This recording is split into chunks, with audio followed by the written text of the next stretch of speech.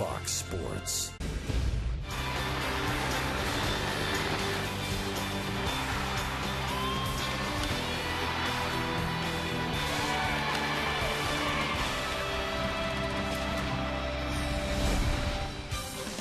It's a beautiful afternoon in the Midwest where we come to you from Kauffman Stadium for the final game of this series between the Minnesota Twins and the Kansas City Royals. Hi, everybody. Steve Physiok, Rex Hudler with you. We will see the Royals debut of Jeremy Guthrie, who had trouble in Colorado, but any time he pitched away from Coors Field, he had greater success. And the Royals, as you know, Kauffman Stadium is a pitcher's ballpark. Yes, and I believe that he's going to be a big asset to the team on the mound and off. But my Kia pitching report for him this afternoon, it's the show me state. Go ahead and show the fans in your new team that you can live on the edge and stay on the corners, out of the middle, because he does give up the long ball. Not today, we hope. And he's a twin killer, by the way. 4-1 record with a 2.70 ERA in his lifetime against the Twins. Get the series today. Guthrie got a chance to make a big mark. And hopefully see Lorenzo do his dance one more time. He has been hot since coming back from the disabled list. Lorenzo against the Twins.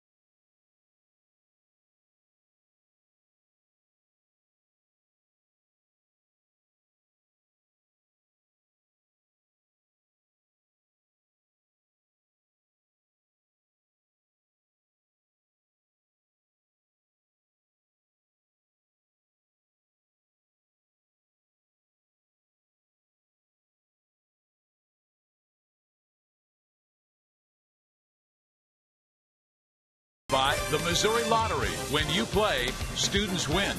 And by your Kansas City Chevy dealers, the official vehicle of the Kansas City Royals.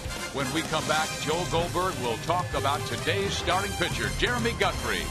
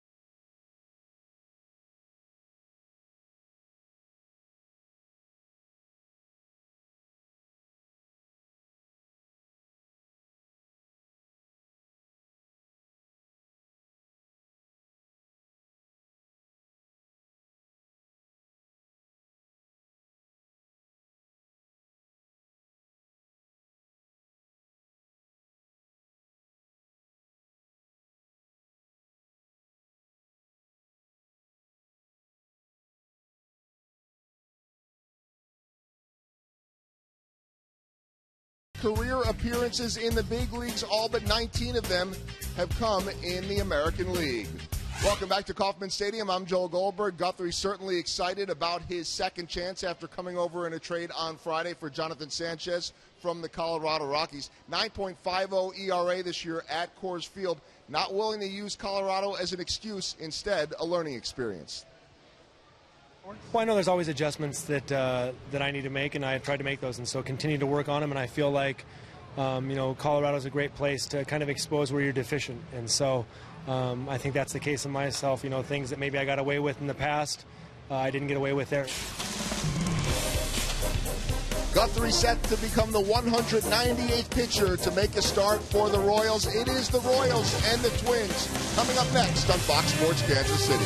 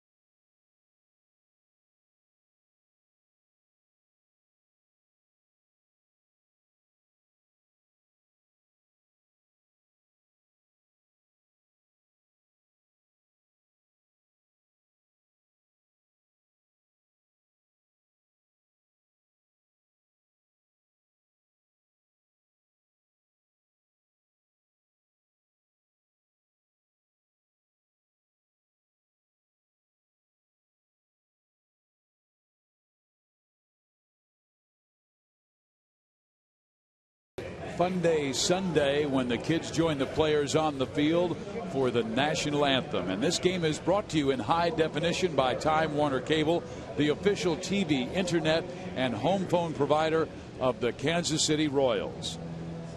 Well, the Twins come in. They are 7-4 this year versus the Royals, including winning 4 of their last 5 games. But Kansas City was able to knock them off last night by a tune of 7-3. Detroit has jumped over Chicago for first place in the Central. The Royals 10 games back, Minnesota 11.5 games back. And here is the Minnesota starting lineup. Span and Revere are the speed guys who go 1-2. Then Mauer, Willingham, and Domet provide the power. Justin Morneau not with the team, out because of paternity leave. His wife Krista delivered a baby boy just yesterday, so he will not be available. And Trevor Plouffe is also out of that starting lineup. Dozier, Casilla, Butera, and Carroll round out their starting 9. And there he is, making his Royals debut, the 33-year-old right-hander from Roseburg, Oregon, Jeremy Guthrie. Jeremy has 4 basic pitches: fastball, slider, changeup, and a curve. His best pitch and his out pitch is his curveball. He had a difficult time coming from the atmosphere in Colorado where the air was very thin. His curveball didn't really get the full maturity, didn't get the good break on it, and he's hoping here now where the weather is a lot more humid and it's heavier, they can get that curve ball over the plate. That's his key. Keep it down. How about our Ford around the horn defense? Hey, good to see Salvador Perez catching a night game and a day game in consecutive days. That's exactly what they want to see. This kid in the lineup is really good. He's got energy. He's got a lot to bring to the team. And the fact that he's getting a chance to catch Guthrie's excited. I talked to Guthrie last night about Salvador, and he told me that he got to watch him last night. He saw some energy and he saw leadership. And he said he acted to me like he was 27, 28 years old. I had to ask him how old he was. When he said 22, he was shocked because his maturity. Salvador Perez is a great quarterback at this stage in his career. And Guthrie is expected to be an innings eater. He is one of 7 American League pitchers to toss at least 200 innings in each of their last 3 seasons. The others are pretty good names, Rex. Mark Burley, Felix Hernandez, CC Sabathia, James Shields, Justin Verlander, and Jared Weaver. So Guthrie was a real workhorse in Baltimore, and that was a hitter's ballpark. Then he gets traded to Colorado, a hitter's ballpark. You talked about the thin air of mile-high altitude in Denver, Colorado. He struggled there mightily, and now comes to Kansas City in a deal for Jonathan Sanchez. The deal was made on Friday. Denard Span will be the leadoff hitter. Came out of the ball game late last night because of back spasms. He was feeling sick, and he really felt the heat was beginning to get to him, so Span came out as Kansas City won 7-3, and now they go for the series victory. They lost in 11 innings on Friday 2-1, and Mendoza enjoyed his first win at home and 6th quality start in his last 7, so that indeed is a good sign. And now we're hoping that Guthrie can follow what Hochevar and Mendoza just did. And you know, he doesn't feel that pressure, but he understands the internal competition that starting pitchers have. So the baton has been passed to him. Let's see. Guthrie, not a big guy at 6'1", 195, but has very fine command. Span takes the first pitch, low, ball 1.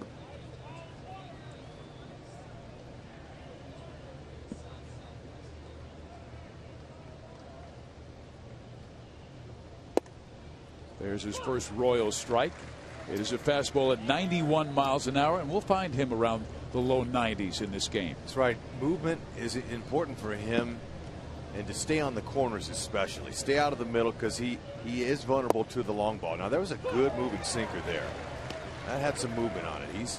We saw what movement does last night with Mendoza, how effective that can be in getting batters out. That had some nice run to it. Jeremy, in his last start, was against the Pittsburgh Pirates in Coors Field. Gave up 5 runs in 2 2/3 innings. But his prior 2 starts were both on the road and pitched very well at St. Louis and at Washington, 2 very good offensive teams, but he held them to 4 runs in 12 innings.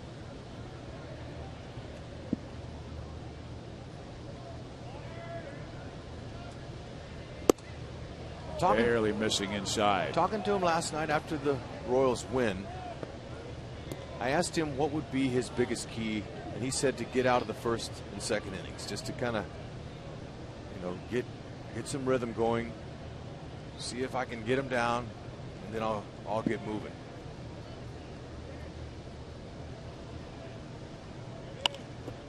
Hold foul, because he is a terrific athlete. Was a 3-sport star at Ashland, Oregon High School, school MVP in football, basketball, and baseball. And he was always in a leadership role, quarterback on the football team. He was the shortstop and the pitcher on the baseball team, point guard in basketball.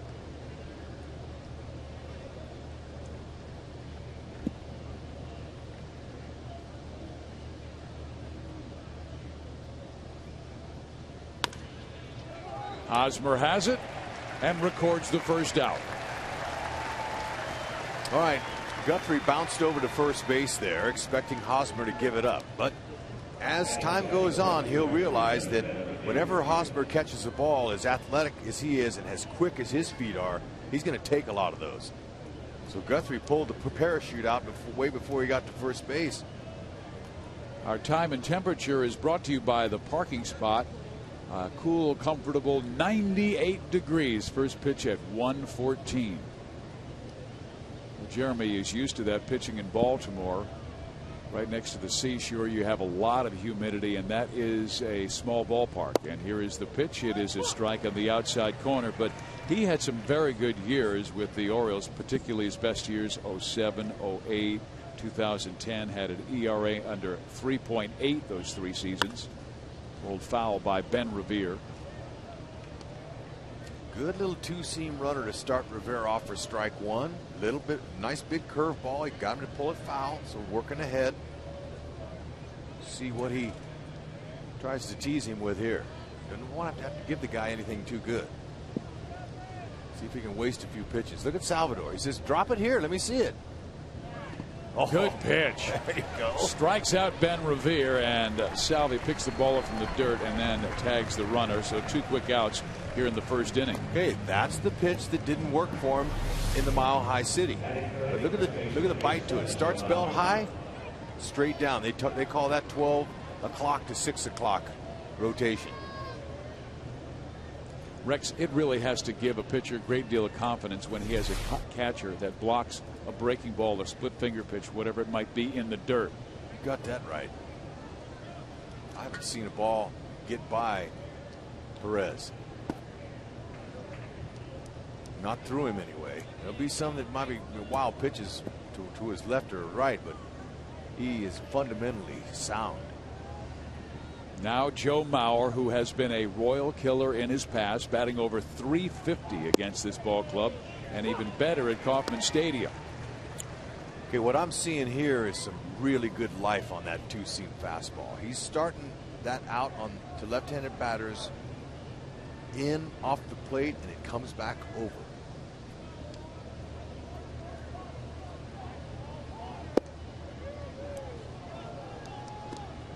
Another good spot.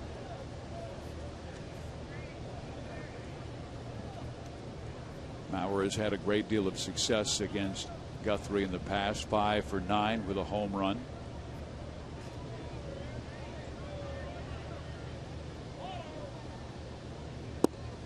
And Joe has such a great eye. He has walked 48 times this year and is at the very top of the American League in on-base percentage.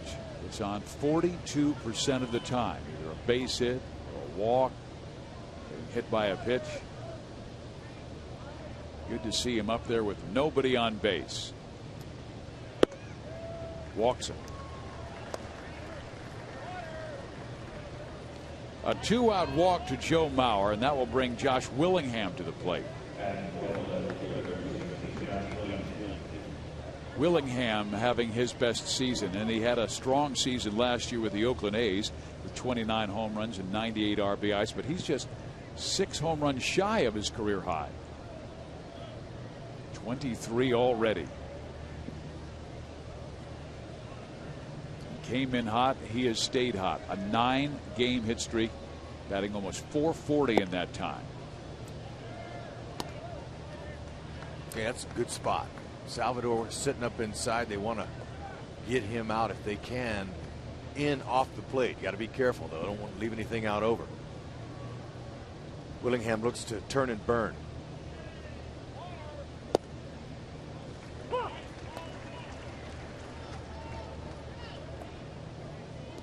He's had a strong season against the Royals with 3 home runs, and then he knocked in the game-winning run in Friday's Twins victory in the 11th inning, scoring Mauer from second base.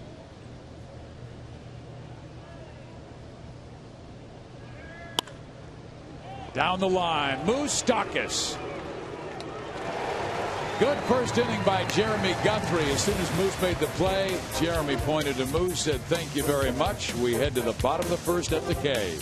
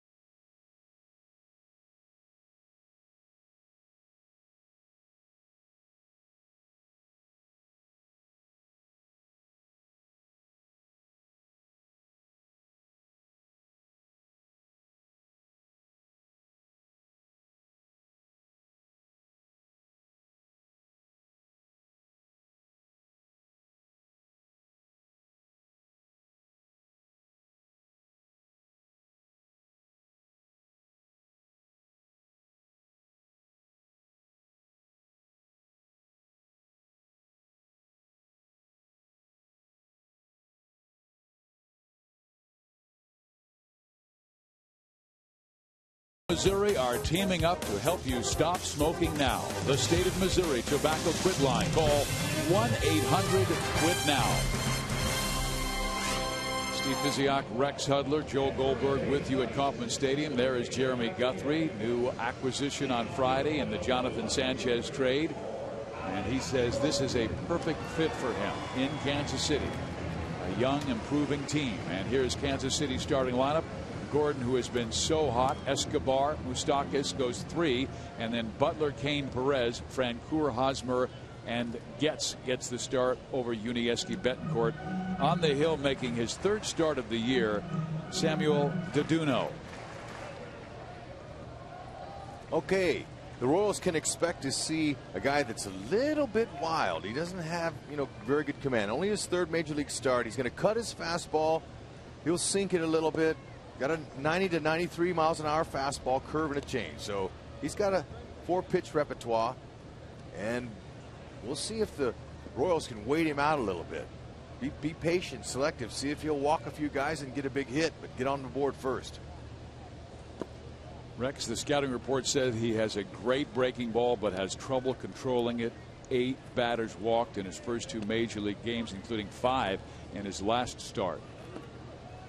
And that goes back to AAA as well. He walked a lot of batters there, 22 in just 42 innings.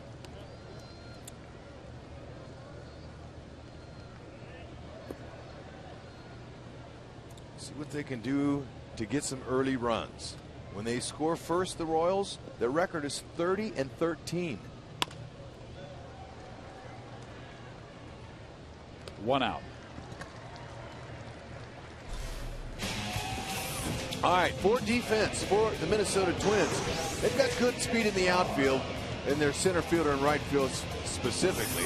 Joe Mauer is the first baseman today, making his 17th start at first this year. He's caught and he's DH'd as well. But we're seeing Rivera there. We see Mauer there taking care of Morneau while he's helping his wife get accustomed to their new baby boy, Martin. Born last night about 5:30 in the evening. Congratulations to Krista and Justin. Swing and a miss. And he does have that great swing and a miss pitch. Ron Gardenhire, the skipper for the Twins, says when the curve is on, he completely buckles the opposition. Yep, it's a nice bender. But that one hung. Escobar with 4 home runs this year, including 2 in 1 game. 8 days ago against the Chicago White Sox, Escobar had one of the best games of his career, blasting 2 home runs. The second gave the Royals the lead for good.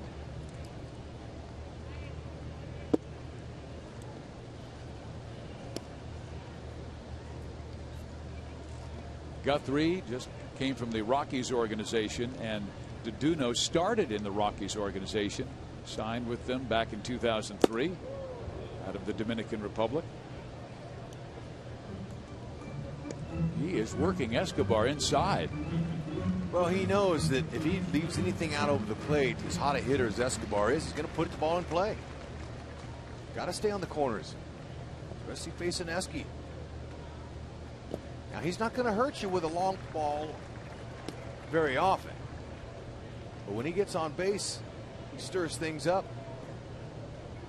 The way the Royals ran the bases in last night's game was a formula for a world championship. If they can bottle that up and show that type of game 4 days a week, they'll get there. But that was 1 game. How about that? He jumps in front of Escobar 1 and 2 and then loses him. And Esky, with great patience, only walking for the 16th time this year. Kansas City has a runner on with Mike Moustakas coming up, and he takes a look at Eddie Rodriguez as third base coach, who flashes the signs. Moose knows that Deduno is prone to the home run. In the big leagues, he's allowed 3 in 10 innings. First time through facing a guy you've never faced before, usually you take the first pitch. He does. Yeah, you just kind of want to get a gauge for what it looks like. And, you know, you're going to have 3 more at-bats, you hope, during the rest of the game. So if you swing at the first pitch and pop it up, you haven't accomplished anything. Now you start over in your second at bat. You want to be the spy. You want to help your other teammates out that are in the dugout watching to see what his pitches look like. Escobar has 14 steals this year, does not go. Moose swings and chops it foul at the plate, so he is down in the count 0-2, and Moose wants to be a little more patient. He has not walked in his last 19 games.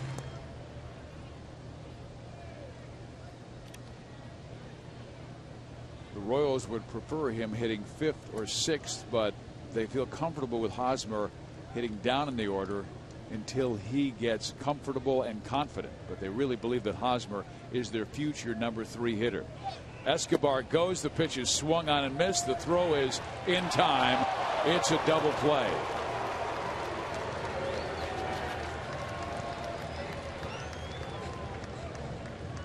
Eight double plays in last night's game between both teams.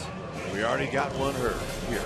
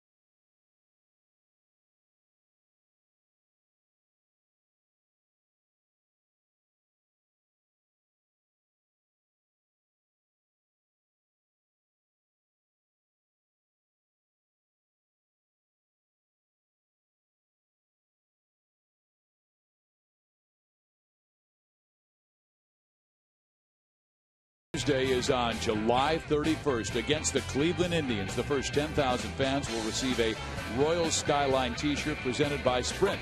Gates open at 5:30, so get there early. Go to Royals.com/T-shirt Tuesday or call 1-800-6-ROYALS for tickets. Jeremy Guthrie will face Ryan Doumit, Brian Dozier, and Alexi Casilla here in inning number 2. We are scoreless after Duduno was able to get a double play to end the first. And Doman had one up in his hitting zone and fouled it straight back.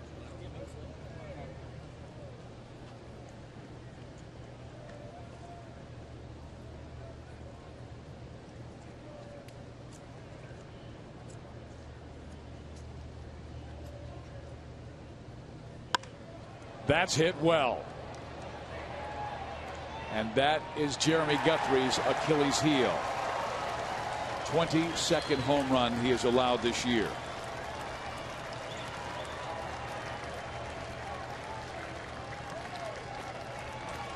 Doman had a pitch in his first one that came there. He took a rip. Now this one hung a little bit. It looked like an off-speed pitch.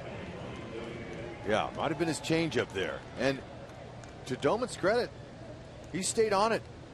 He stayed on it, and he was a little off balance, but he kept his hands in there. He's a strong guy. Popped it out.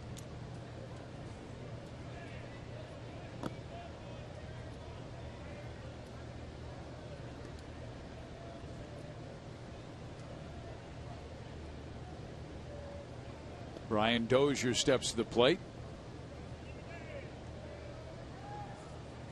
He's getting a little more playing time because of the injury suffered by Trevor Plouffe, and he lines one sharply to left. Gordon will run this one down for the first out of the second inning.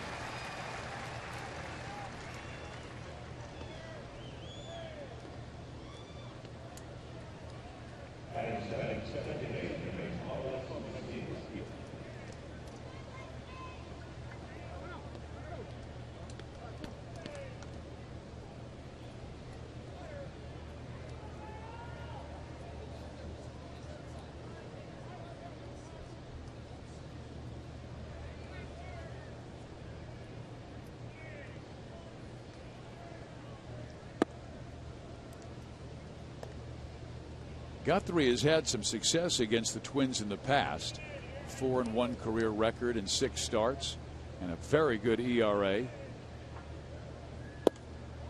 He pitched against them in the Metrodome and of course their new ballpark, Target Field, as well as Camden Yards, but you can see the success he's had in his last 3 outings against Minnesota. Very good. If he can match that, I think Ned Yost will be thrilled. Oh my. Yeah, just, you know, keep his team in the game, let the offense come around off of Deduno. And keep that starting pitching snowballing. Big Hochevar, Mendoza allowed just 4 runs in 13 and a third innings of their last 2 starts, and that was after the rotation really was struggling. Just 4 quality starts the previous 19 games. The 2-2 to Casilla. He flips that one foul. He's always been a difficult guy to strike out throughout his career, but he also doesn't walk very often. Just 9 times this year. Nice catch. Yeah, that kid's in the game. Nothing like the joy of your first foul ball. Oh, a big league ball. In there, strike 3 call. all right. Down in the order, you go after these guys. No walks, make him put it in play. Good pitch. Seeing some pretty good stuff from him. He's got a good running 2-seam fastball, good hammer curveball. His changeup goes away from the lefties into the righties, and he's got a little slider. Now facing Drew Butera, a guy he has seen in the past. Faced him 5 times, and Drew has 1 hit. Butera, the son of a big leaguer. His dad Sal is a scout for the Toronto Blue Jays, and both of them were catchers. Drew was an outstanding catcher. I remember watching him at the University of Central Florida, and he was the runner-up to the Johnny Bench Award his junior year. Did not win it. In the air, left side. This should do it as Gordon comes in and makes the catch. But a home run by Ryan Doumit, his 8th of the year, gives Minnesota the early lead.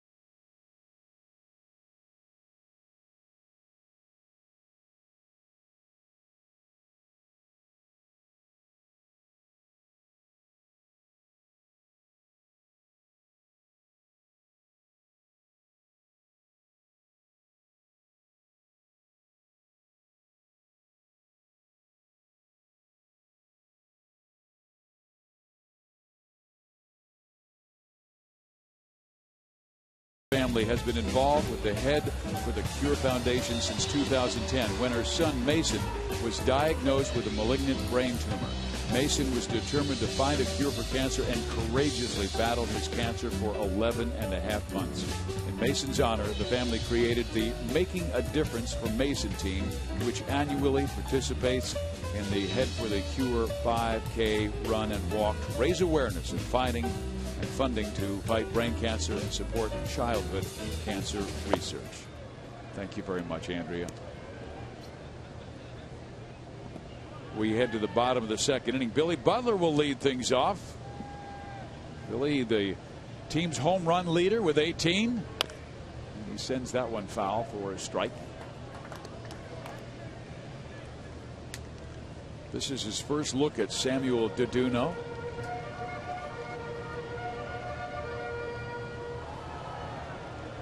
Billy, one of those intelligent hitters who watches a lot of video, and the team was doing that early this morning, taking a look at video Rex of the Rochester-Charlotte game, and that was the last game that Deduno pitched in. Then he said, I want to be in that batter's box where I physically see the ball coming out of his hand. I can identify that spin as quickly as possible. Yeah, so, before every game, they always have the starting pitcher against them that night. And they put it on. They have TV screens in the clubhouses, and they let it run. And hitters, you can view the TV from anywhere in your locker area, so you can turn around and look and watch him for a while, turn back, go back to your business, whatever you were doing. But you want to stay away from paralysis by analysis. You don't want to think about what he's going to throw me at a certain pitch or stuff like that. Jamie Carroll, 1 out.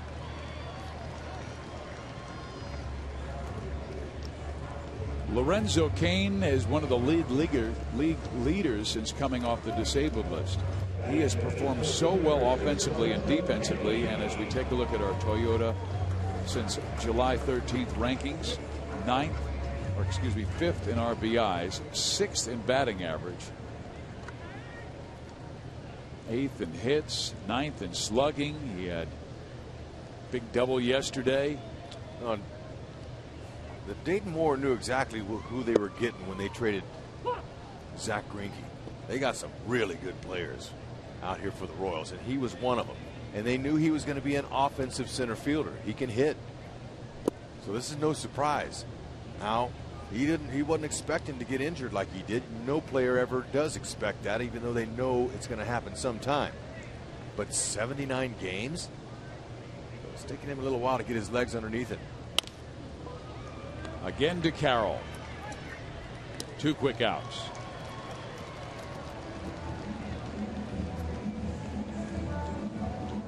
The Royals were not only able to get Lorenzo Cain in the Zach Greinke deal, but their starting shortstop Alcides Escobar, and what they believe will be a future member of their starting rotation in Jake Odorizzi, who right now is at AAA Omaha and pitching well, and Jeremy Jeffress, who is the closer for the Omaha Storm Chasers.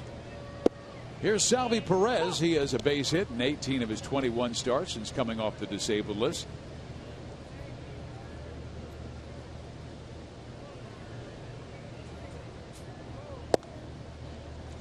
Right now, Deduno finding that strike zone. He does have a walk, but he was helped out on a strike him out, throw him out double play.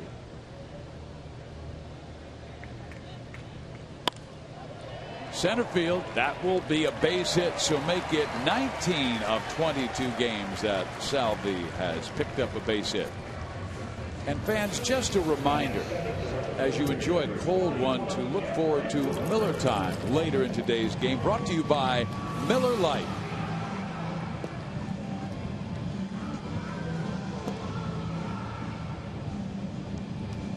Jeff Francoeur, the batter. I loved his hustle last night, Rex. In the 8th inning, the Royals base running, I really felt like they put the game away. It was 5-3 and made it 7-3 because of Francoeur, Escobar, and Betancourt's hustle.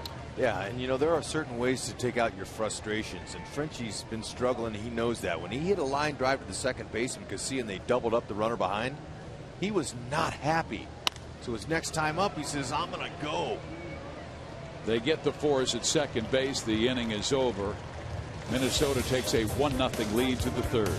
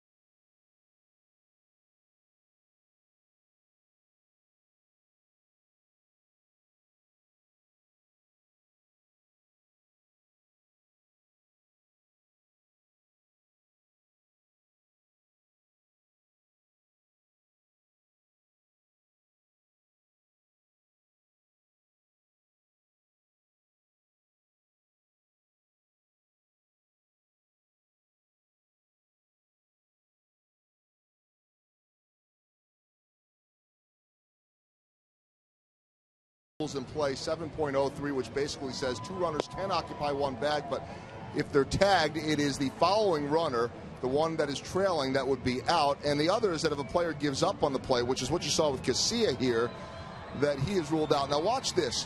Both guys on the bag, no tag made yet. That is important because when you watch Salvador Perez tag the trailing runner, Jamie Carroll, here, AT KCA is already off the bag, in which case Carroll is safe. And the umpire, DJ Rayburn, immediately pointed over to KCA. You see him there signaling out and then pointing over to Carroll saying safe. That's the ruling, and we talked with the umpires today, Eric Cooper, Marty Foster, DJ Rayburn, and crew chief Jeff Kellogg. And AT KCA, guys, was ruled out last night for abandoning the play, for abandoning the possibility of advancing or retreating. Why he ran into left field, as Ron Gardenhire says, maybe he was leaving the stadium. I don't quite know why he did that. But Jeff Kellogg saying of DJ Rayburn, he exactly got the call right. Royals wanted the double play. The way that would have happened is if both guys were on the bag, and at that point, while both on the bag, the tag was made on Carroll, and then at that point, if KCA had left and vacated the play, that's where you would have had the double play.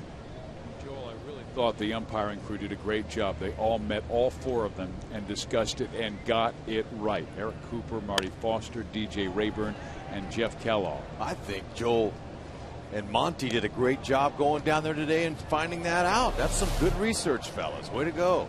You see that, but there's the key there, because KCA was already off the bag, and DJ Rayburn, I mean, there's a young umpire, does a great job immediately signaling. You know what was interesting in talking to the guys? The umpires maybe viewed it a little bit differently, but the same result. And where DJ Rayburn saw it as abandoning the play, Eric Cooper, the first base ump, as we see the hit there, thought maybe more running out of the base paths. But either way, that runner would be out. The only other one, and this is interesting, guys, that could potentially come into play is if there was a feeling that maybe the trail runner passed the lead runner, and that if there was a feeling that with KCA running down the line, that now somehow Carroll was past him, that would do that, and then in which case the runner that passes the other would be ruled out. But that wasn't the case here. The umpire said he took himself out of that play and out of the base paths for that matter. Thank you very much, Joel. And Jamie Carroll leads off the third inning with a base hit.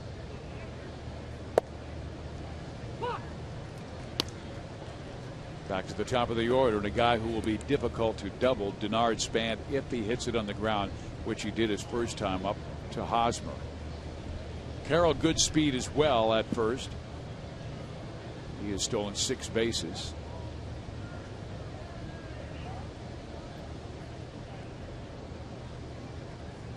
Guthrie pretty quick home and gets strike 2 across to Span. Guthrie, very bright guy, went to Stanford University, class valedictorian in high school. He actually went to BYU his first year, his freshman season, and then went on a 2-year Mormon mission. And when he came back, he decided to transfer to Stanford, where he became an All-American. Great pitch there, and he strikes out Denard Span. 1 out here in the 3rd inning. That's the 3rd strikeout for Jeremy Guthrie. Okay, good movement. Like that. Now you see it, now you don't. Looks hittable over the plate. That's that good 2-seam runner.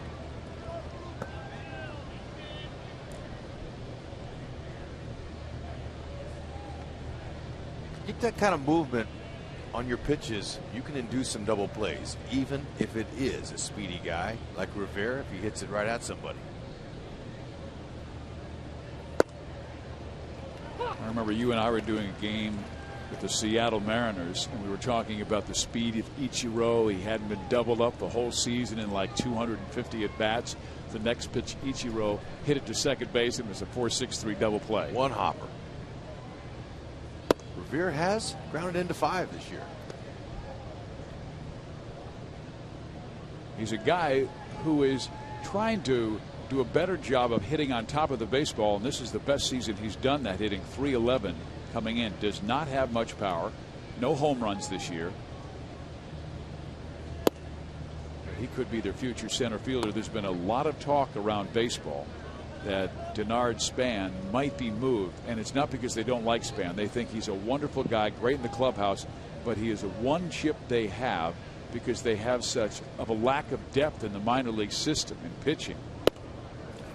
And it's okay if we talk about it. This is the trade deadline coming up on the 31st. There's a lot of rumors flying around out there.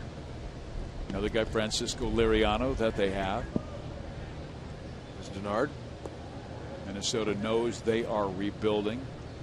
The Royals are building. They're a much younger team than the Minnesota Twins.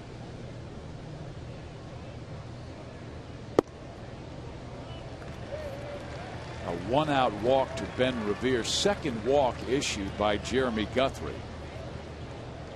The Royals will host the annual Faith and Family Night at the K on Saturday, August 4th, when the Rangers come to the ballpark.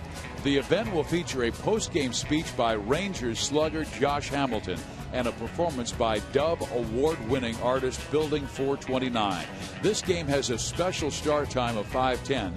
Go to Royals.com/faith or call 1-800-6-ROYALS for tickets. And if you haven't had a chance to hear of Josh Hamilton's message and what he has been through, it is a very inspiring story, a very difficult time for Hamilton and his family. I think it could be very encouraging for fans to stay after and listen to that. I know I will. Joe Mauer. Well, Jeremy, you've got yourself a little bit of a problem here. But he also has himself a lane ball candidate. 17 ground ball double plays Mauer's hit into. Glad you brought that up. That's exactly what Guthrie's looking for here.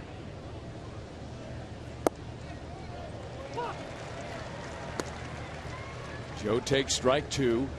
And for those of you who don't know baseball lingo or jargon, I'm going to teach you some of that as you listen. Lane ball candidate means double play guy. He's going to put it in the lane.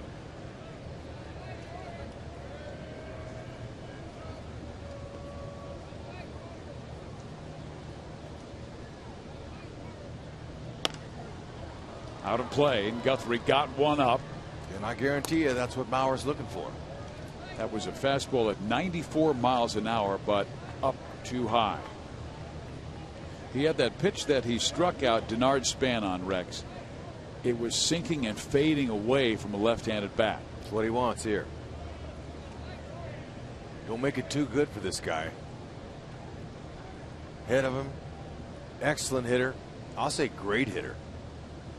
Career .330 average, I would say you can use that word.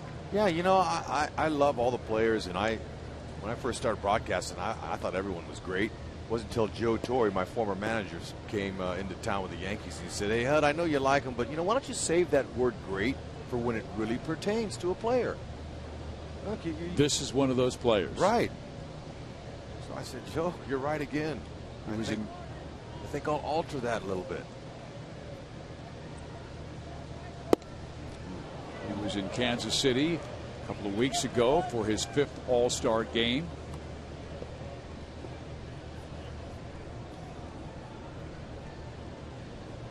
Guthrie allowed a home run to Ryan Domit back in inning number 2. Now the Twins have 2 on with 1 out. Bounces that in the dirt. He's gone from 0-2 to 2 balls and 2 strikes.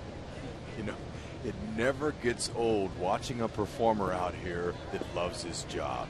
Salvador Perez, that ball bounced 5 feet in front of the plate, and he turned it into a marshmallow. And he threw his mask off like, I dare you to go. Look at that. Comes up with it. Look at that. Throws that mask down saying, I dare you.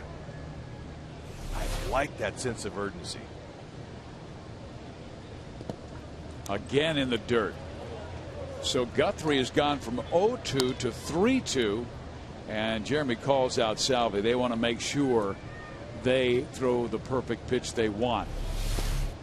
Joe has one of the most disciplined eyes in baseball. He does. And he has struck out 50 times in 320 at-bats. So you're thinking maybe Gardenhire sends the runners here 3-2 with 1 out. But you take the chance of striking him out and throwing him out. Salvador just pointed to Moose saying, hey, look, they might go. I'm coming to you. Guthrie's even thinking they might go. No play was on because Escobar and Getz stayed put. If you have a guy that's hitting that has low strikeout total, you might think about sending the runners because hitters you can trust is going to put it in play.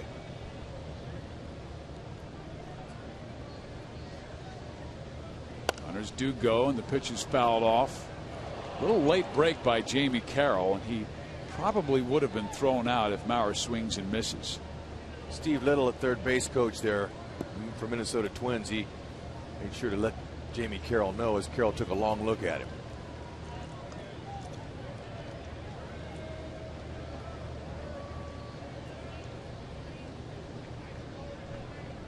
Steve Little, good guy. Solid coach. Ball 4. Well, Guthrie has worked himself into a world of trouble here in the 3rd inning. Carroll singled. He struck out Span, walked Revere, and then had to face Joe Maurer. Now walks him, and the batter is Josh Willingham. Willingham hit it right down the line his first time up. A fine backhanded play by Mike Moustakas. Would you like to know how many ground ball double plays Willingham has grounded into? Popped him up. Left side. Escobar. And the infield fly rule is already in effect. So the out was recorded. Escobar had to fight the sun on that one, but does make the catch for the important 2nd out. But now he will face the guy who hit the home run off of him back in inning number 2. Yeah, use that glove to help you catch that ball in the sun. Glasses help a lot too. Sometimes you can turn your body around and look the other way and catch the ball and look away from the sun. Different ways to catch that one. Domit takes strike 1. Guthrie made 2 mistakes in that 2nd inning. One was fouled back and then threw a similar pitch that was hit out.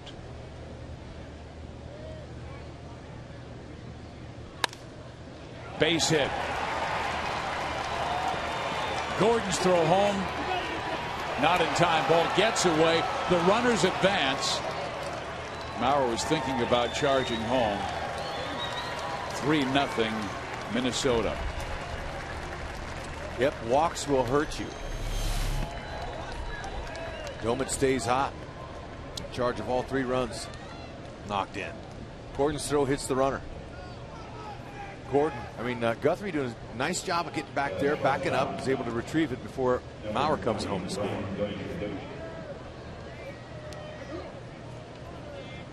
So Domit has driven in all 3 Twins runs.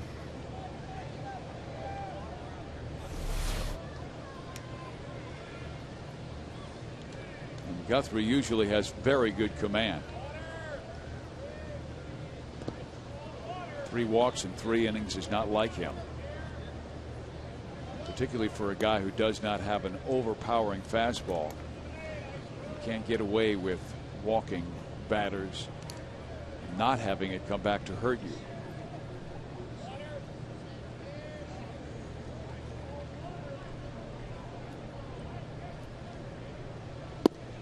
Dozier takes low. Okay, Dozier lined out his first time. He needs to get back into that strike zone here and shut this inning down.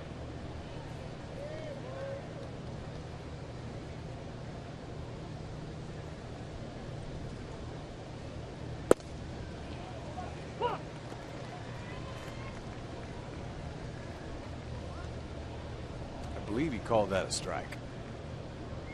Scoreboard says 3-0. That's why players, you never look at the scoreboard. Even though they're accurate, it's just not all the time they are. So if you get caught looking at the scoreboard, you're in trouble. Especially if they have the outs wrong. To left field and deep. Gordon going back. Off the wall. 2-run score. 5-0 Twins.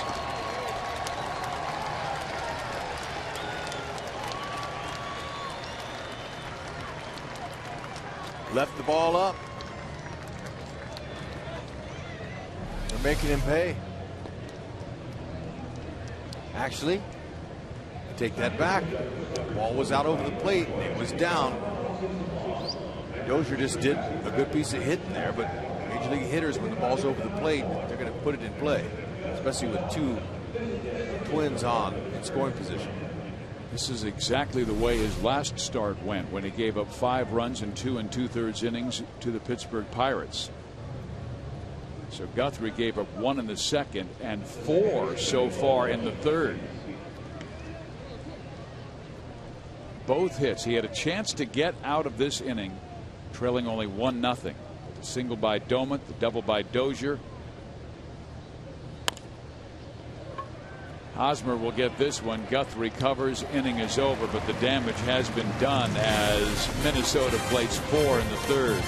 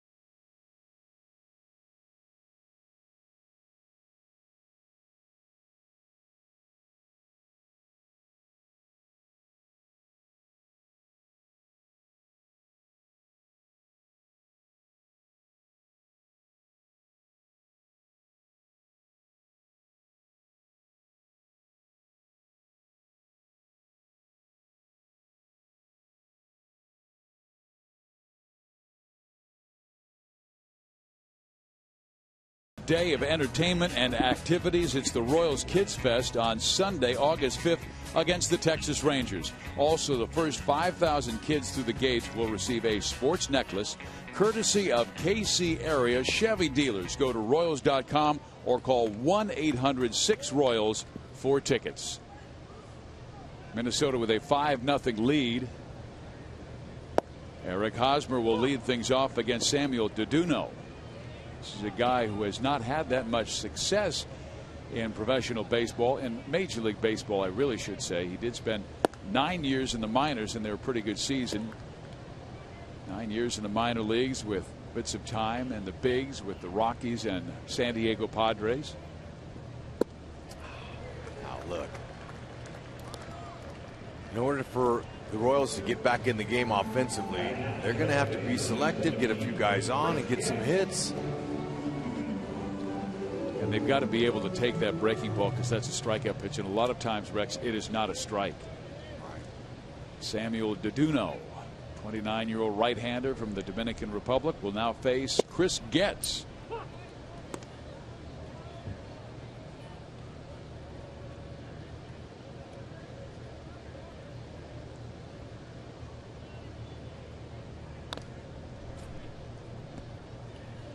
They say Deduno's curveball blew away the opposition. Early in his pro career, 118 strikeouts in only 76 innings, leading the Pioneer League, averaging 14 strikeouts per 9 innings. That was in Class A ball, and Getz pulls it to the right side. But his challenge was throwing strikes. I mean, he had a year in 2007, Rex, where he threw 34 wild pitches. You usually will find that with a knuckleball pitcher. Yeah. The Royals offense needs to just kind of be patient a little bit here. Work some deep counts. Getz is out. And now we'll have that sprint question. Text 432-432 and enter the keyword Royals. Who gets the most votes to the Hall of Fame in 2013? Biggio, Bonds, Clemens, Piazza, or Sosa? Another great question. Look at this. These are all of the greatest players in the era of the 80s and 90s right here. And it's going to be an interesting vote selection with some of the steroid era and all that stuff. It'll be interesting to see. It's a great question. But Biggio, I'm going to say he's a first ballot. 3,000 hits, 3,060 to be exact. 7-time All-Star, 4-time Gold Glove. Piazza? There's a base hit to center field for Alex Gordon. Was Mike Piazza on that list? Mike Piazza was on the list. Okay, why wouldn't he be a first-time Hall of Famer? 12-time All-Star, holds the record for home runs for catchers in the history, 427 homers. I think the big people that are the two that are under the biggest microscope are Bonds and Clemens, but they were the best players of that era, no question about it. Hands down. Yeah. Bonds a player and Rocket the pitcher. Barry Bonds, more home runs than anybody in history, 762. 7-time MVP.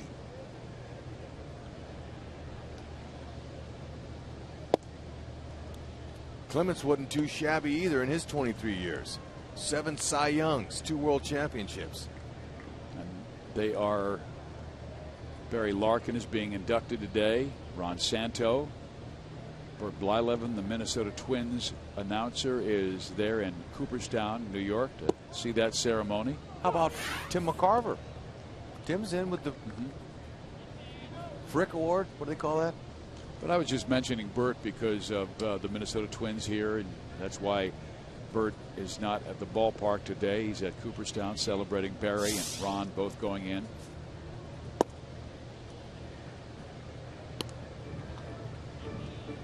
We have a Ford Frick Award winner, and it would be one Denny Matthews, who's been the broadcaster for the Royals since the very beginning. There he is in the left, working with Ryan Lefevre.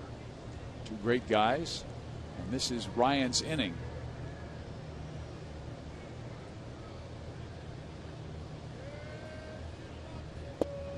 Breaking ball that rests on the outside corner. 2-2 now to Escobar. But who is this Samuel Deduno? Here are the early numbers. Biggio is the leader. And one of my favorite all-time players there, Biggio.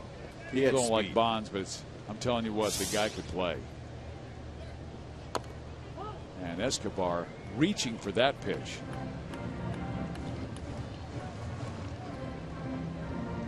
Biggio's 21st all-time on the hits leader with 3,060. So a lot of those guys that we put on that Al Broughton made for that question there for Sprint could all be in someday, depending on what happens. And how many writers holding grudges and how many Hall of Famers that are in there that are already inducted are a little bit offended by some of the stuff that's gone on. Will be very interesting coming up here. And that's early next year they vote, right? Is that what that is? Mm-hmm. Gordon goes. The pitch is swung on, lifted foul, out of play right side. They were sending Alex on 2-2 rather than wait for 3-2. Royals trailing 5-0. Duduno has thrown 41 pitches. Jeremy Guthrie has thrown 62 through 3.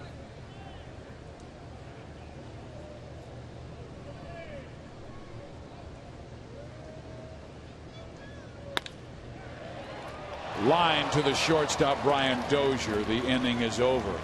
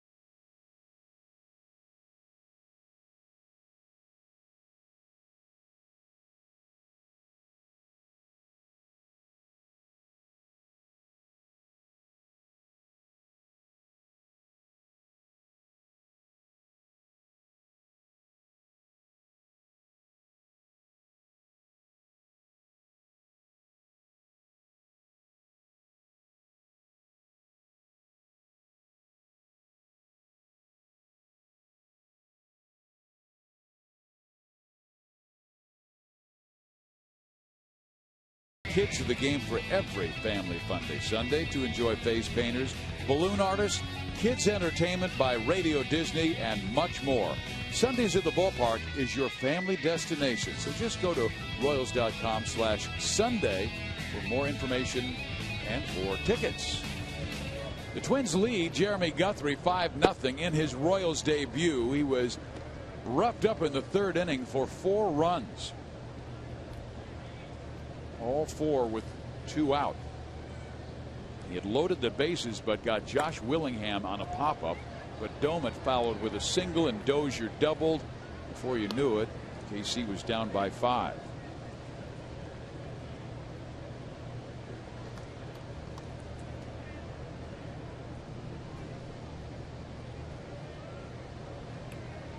Yep, command issues in that inning hurt him. 3 walks in 1 inning. He was almost out of it until Domet came up and knocked in the last 2. They all scored. Kansas City just needs to chip away because they'll have their chances against Samuel Duduno.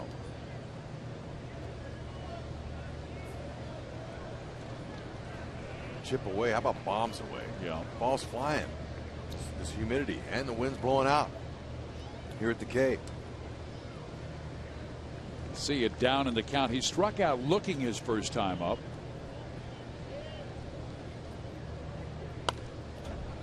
Butera, followed by popping up to left field to end the second inning.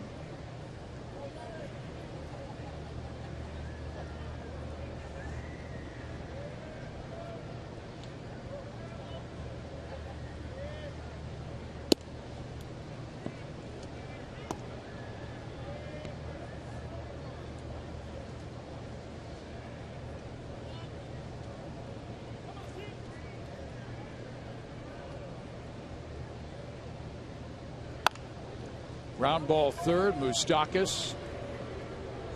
1 out. Fans get downloads up to 50 megabits per second with Time Warner Cable Ultimate Internet. Samuel Duduno's top velocity 92. Guthrie has topped out at 94, but interestingly, Duduno has had better command than Jeremy. Never know what's going to happen when the game's performed between the lines. Anything goes. We know one thing for sure. It's a hot one. Wow.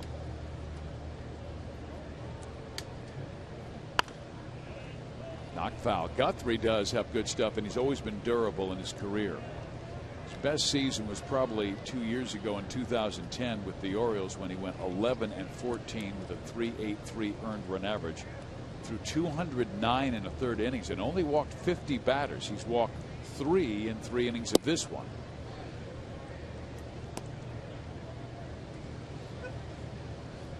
With 30 or more starts in 4 of the last 5 years.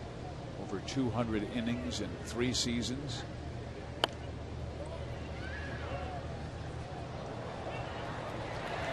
Traded last year by Baltimore to Colorado for Matt Lindstrom and Jason Hamill. And we've seen the success that Jason Hamill has had getting out of the Mile High City.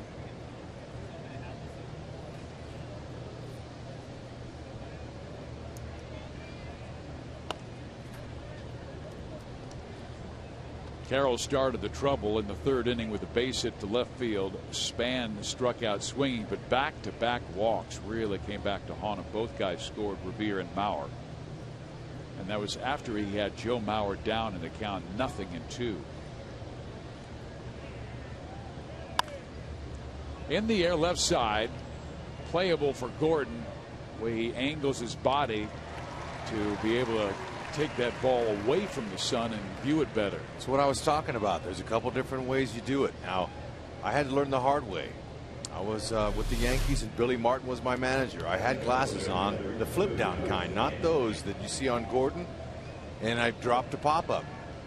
And man, he let into me. Kid, we never wore glasses in our day.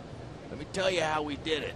Went out there and you turn your body around and you look in the outfield and you catch the ball over your shoulder. Be creative. Don't make that mistake again or you won't get out there. Ooh, yes, sir. Gordon was able to angle his body perfectly, record the second out, and now Denard Span steps up. He is 0 for 2 in the game. Rex, you were with a lot of different ball clubs, but what is Denard Span going through? I'm sure he reads the newspaper, turns on the television, and finds out that he's on the trade block. Now, that doesn't necessarily mean he's on the trade block, but that rumor mill that seems to be spinning throughout baseball this time of the season. Depends on the individual player's situation. Does he have a family at home? Is his home in Minnesota? Are the kids in school there? Is that where he lives? Then you're like, oh man, I hope they don't trade me. Or if you're a young guy, single guy, you know, you love hearing your name being mentioned. That means that somebody wants you. Doesn't everybody want to be wanted? And you like it. My name rarely came up, but there was occasions that it did, and I was like, what?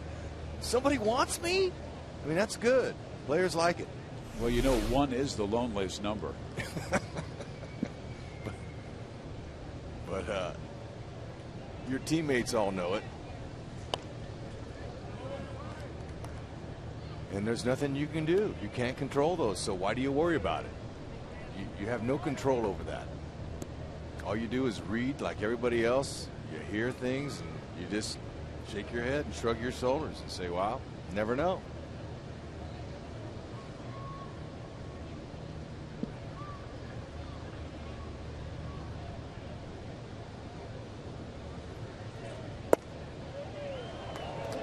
Didn't miss by much. I think Jeremy thought it was strike 3. Didn't get the call from Eric Cooper, the home plate umpire. Salvi's setting up right down the middle. Man, it's a good inside pitch.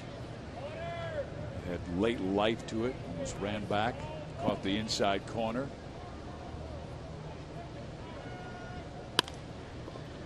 Hosmer. Good comeback inning after being roughed up in the third. KC needs some offense, trailing 5-0.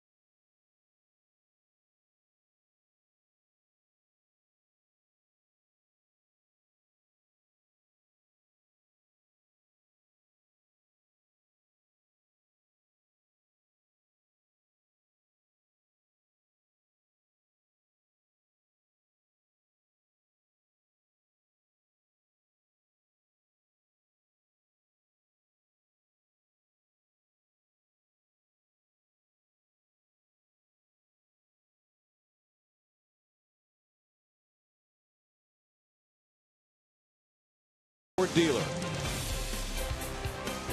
By AT&T, the world's largest 4G network. AT&T, rethink possible. Beautiful fountains in downtown Kansas City on the plaza. One of the prettiest areas of any city in America. Here we go to the bottom half of the fourth inning. Mike Moustakas, Billy Butler, and Lorenzo Cain seeing Samuel Deduno for the second time. This is a guy who had major control problems in the past, but has walked only one Royal. That came to Alcides Escobar back in the first inning, and he was cut down trying to steal on a strike him out, throw him out double play. Okay, 3-0. Let's get a walk. Get on base and let Billy Butler in the meat of the order here try to see what they can do and swatting one out of here. Or just, bunching some singles. They got to get something going. 2 hits. Delivers a strike. It's 3-1. Make him throw another one in there.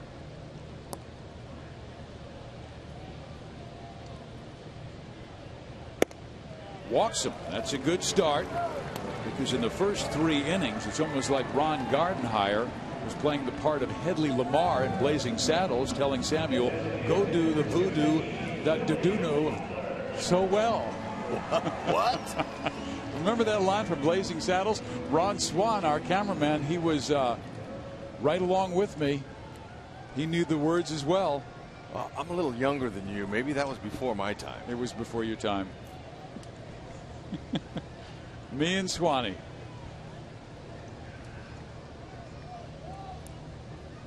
Because quite frankly, we're surprised at his success. That ball will drop.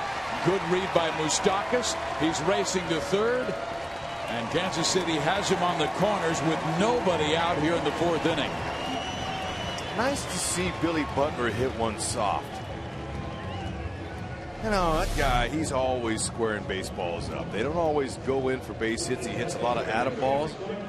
But that's nice to just doink one in there. I mean, that wasn't really a doinker. It just hit off the end of his bat.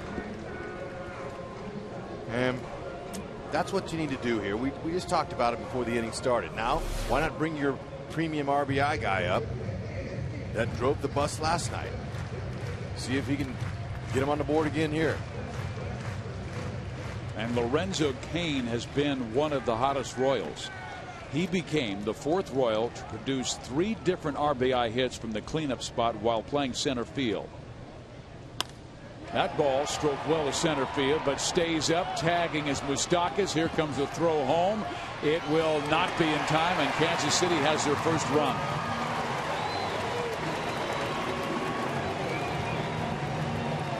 Good job by Moose getting back.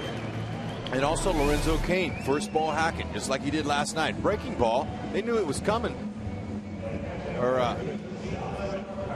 Deduno knew that he was the first ball hacking guy, and he threw him a curveball. So that was a really good piece of hitting there by Cain, and Moose with a slide, avoiding the tag of Butera. Salvi Perez with a base hit his first time up. Ball 1.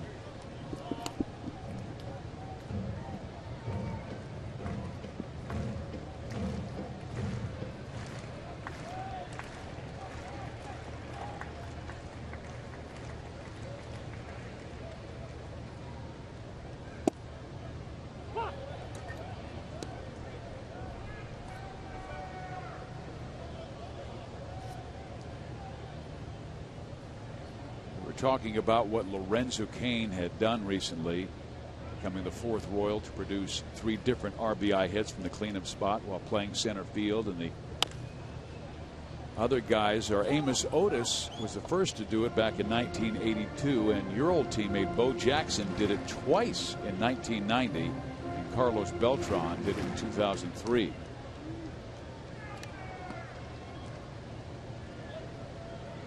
There was a good article in the Star this morning written by Rustin Todd. It was talking about Cain growing up and patterning his game off of Minnesota Twin former center fielder Torrey Hunter. And that's a great guy to pattern yourself after.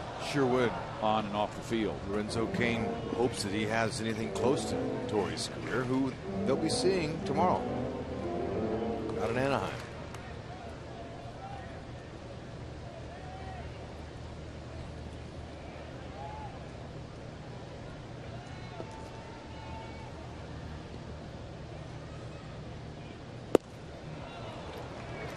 Salvi swings and misses.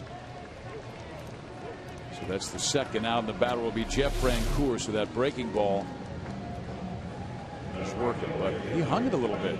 Yeah, it's like his little slider. Didn't have the depth of his big curve. Sometimes when you leave that ball up around the letters, it looks good to the hitter, but he can't quite get it.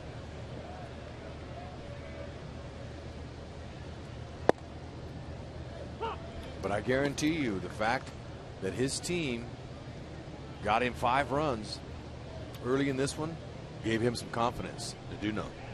So the Royals would like to take that confidence away from him. Francoeur is a power hitter, but we haven't seen it as often this year. He has 8 home runs on the season. Jeff's last was against the Chicago White Sox, Jose Quintana, 32 at bats ago.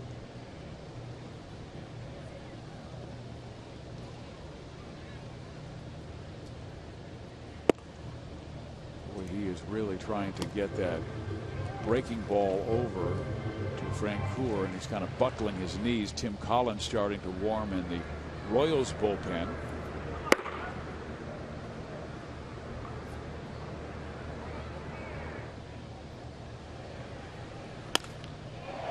In the air, left center field. Josh Willingham at the track to pull it down. The Royals score a run on 1 hit and a walk. Leave a man.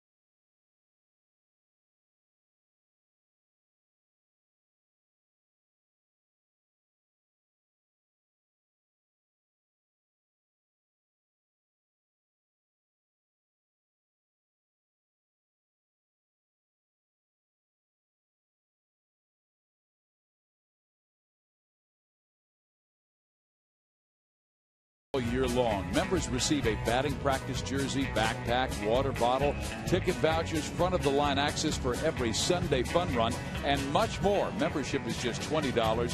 Join now at royals.com/Blue Crew or by going to the U.S. Toy Store in Leawood, Kansas. Let's go to Joel Goldberg.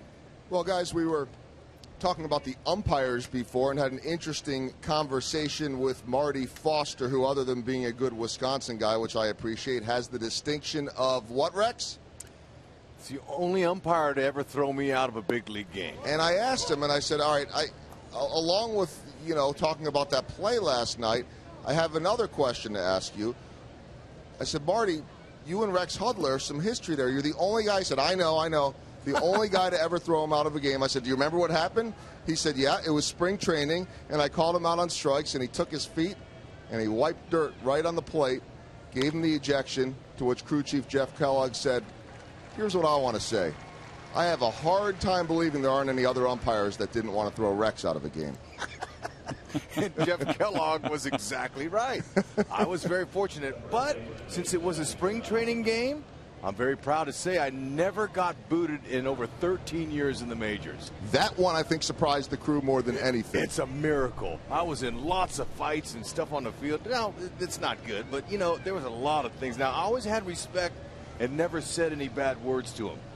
I do want to say this in closing, and we'll get a picture for Tuesday, HUD for Twitter Tuesday, but I had somebody tweet me in a baseball card of you hugging like a pole in the stadium?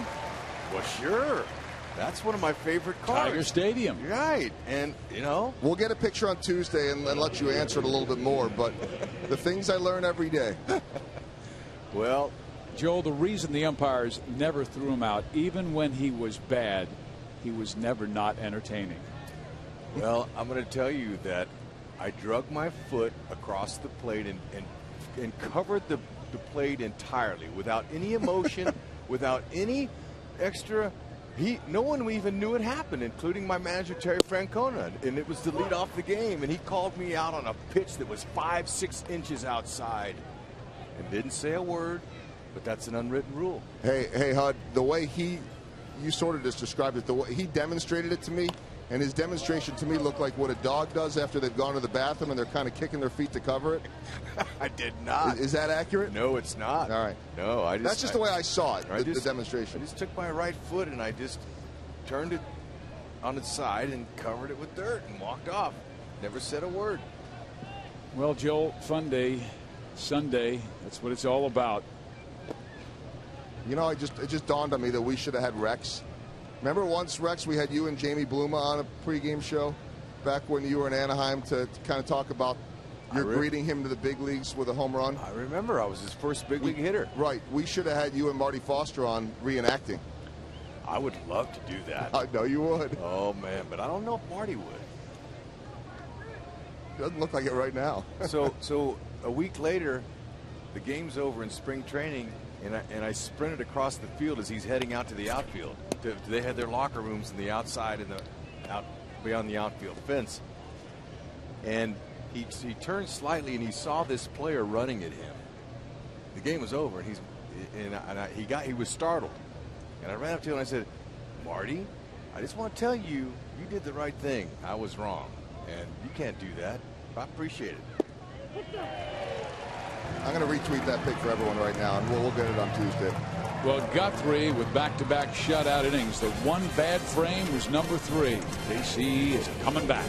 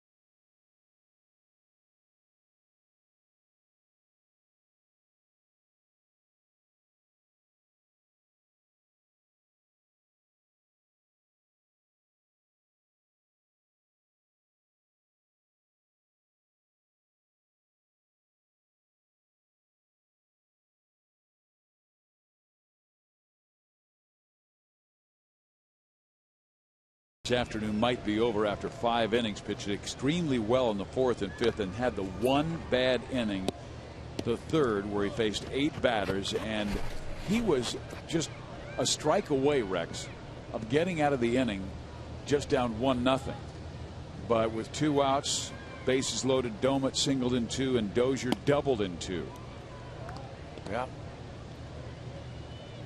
Eric Hosmer will lead things off in the bottom half of the 5th inning.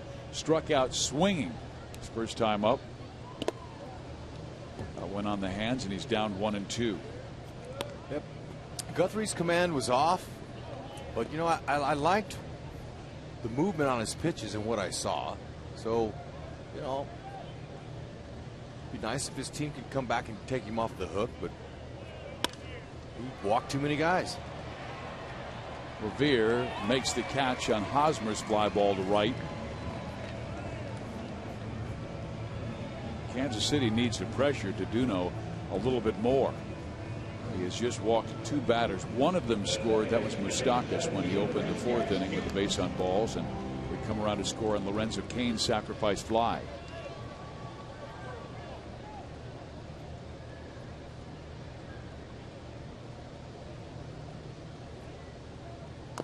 Getz tries to bunt his way on, but bunts it foul. He did have Mauer back at first base. It's a good play. Good try. KCA, the second baseman, was going to cover first in case Mauer had to field the ball. That's the way to defend a guy who bunts, who's fast.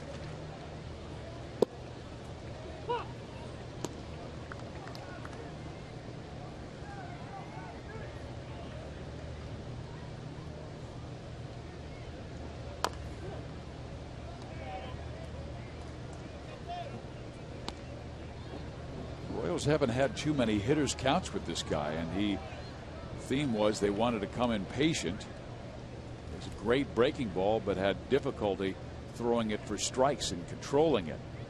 Not today. He's got very good control of the pitch. Just a couple of walks, and like I said, when you get early runs, that helps for confidence, especially just making your 3rd major league start. Wants to ride it out, so he says, I got a chance to win me a game here, and it would be my first big league win. So he has incentive to keep executing like he's doing. He had only pitched in 15 1/3 innings in Major League Baseball in his past. 9 years in the minor leagues, we told you.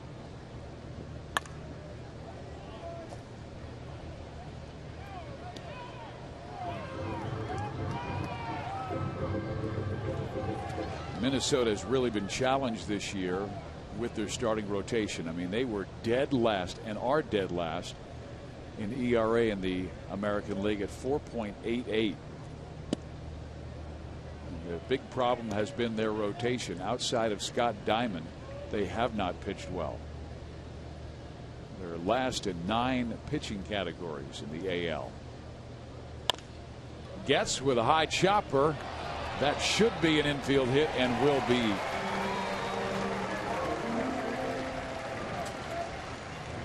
That's the way to do it. Get your little chop knock. Hot as it is here, grounds a little bit harder. Hit the top half of the ball, you got speed, you go. Now Carroll, he knew not to throw this ball, but good practice anyway. So speed on. And maybe if Duduno splits his attention from first base to home plate, he can make a mistake to Alex Gordon. Gordon has the power. We haven't seen much of it in the last month, but he swings and fouls this one off. Alex has been outstanding offensively. Don't get me wrong. I mean, a .352 average, 25 walks since a return to that leadoff spot on May 27th. But he is a big, strong guy, and 5 home runs. He knows he can do more than that. It has been 148 at bats since his last home run.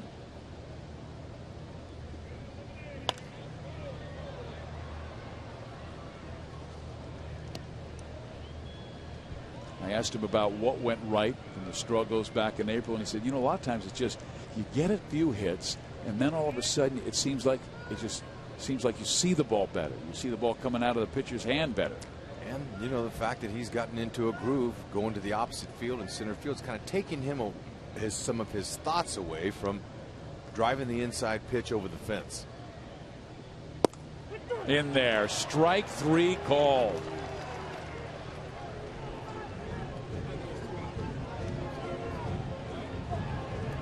Gordon didn't like the call from home plate umpire Eric Cooper. He is the second out of the 5th inning. Like it might have been on the outside a little bit. Now Cooper said something when Gordon dropped his bat. Okay, when you drop your bat like that, they used to fine you. But you know, the $100 fine is no big deal anymore to players, so they don't fine him anymore. But Cooper probably told him, hey, you know what? Pick up the bat. And he did. I respect that from Gordon. Runner goes. Pitch in the dirt. Throw to second. Safe. Steal number 7 for Chris.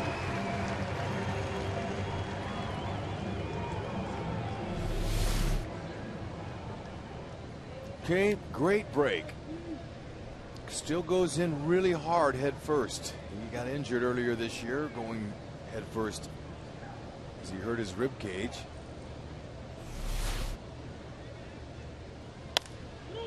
That was rolled to first base. Howard gets it to the pitcher covering. And this young man, Samuel Duduno, in a rare major league start, has stifled the Royals offense.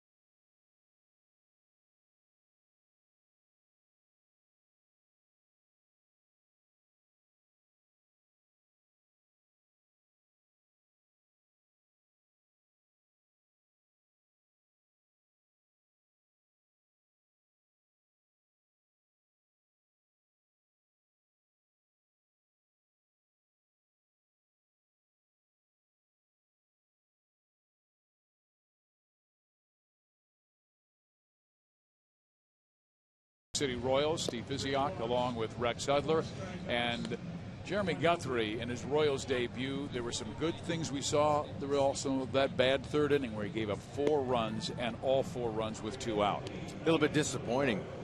Was hoping that maybe he could at least stay in the strike zone a little bit more, throw some more over the plate, but he had that one bad inning, and we've seen that unfortunately from Royals starters this year. So Collins is going to get the rock now and see what he can do.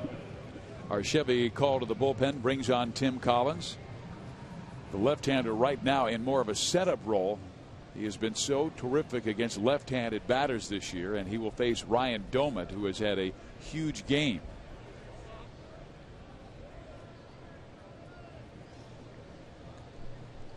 Domit is a switch-hitting catcher slash designated hitter slash outfielder, and he is the DH today.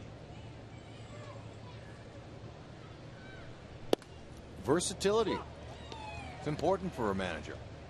Have a player like him, especially with those kind of numbers. Those are nice season numbers there. I'll say in a great game thus far, 2 for 2 with 3 RBIs.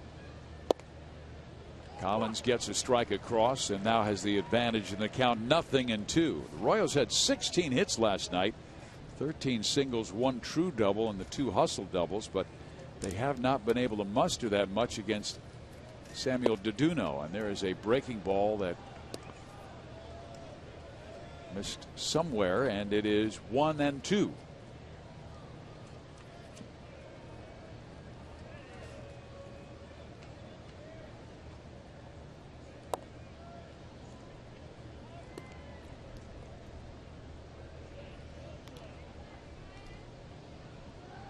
Collins does have that very good straight changeup that he'll throw to a lot of right-handed batters. Hit well. 6-1. Wow. Have a day.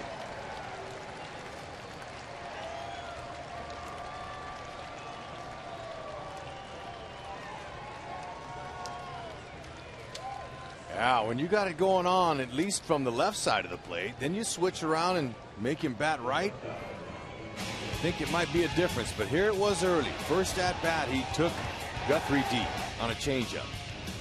And then here comes the single that knocked in a couple runs. That was both from the left side.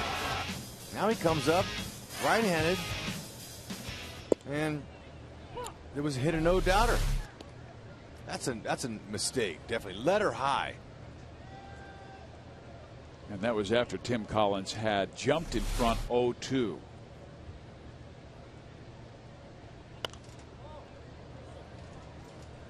Kansas City just not hitting on all cylinders. I mean, they play well one game, bad the next, well one inning, bad the next. They are 5-14 since June 29th. That was after they beat the Minnesota Twins in game 1 of a 4-game series. Mendoza was sensational. A lot of people thought they were on their way, but my goodness, they have been so inconsistent since. And that's what you get with a young team and a starting staff that's been inconsistent, but a lot of youth out of the position players.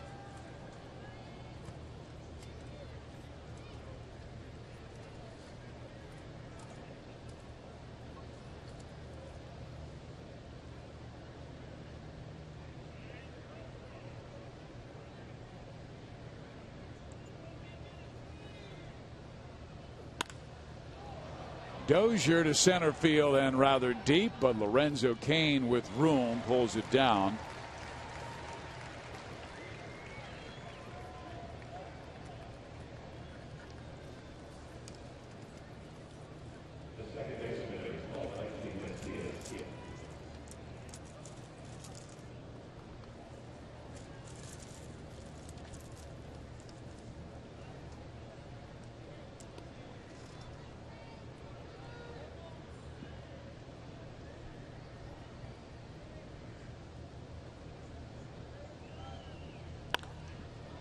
They're getting some good swings on Tim. Yeah, you know, I haven't seen his location very well here. You know, there was a stretch in the first half for about 2 months where he was as good as any left-hander in the game coming out of that bullpen. Yeah, there's that nice curveball. Maybe stay with that one.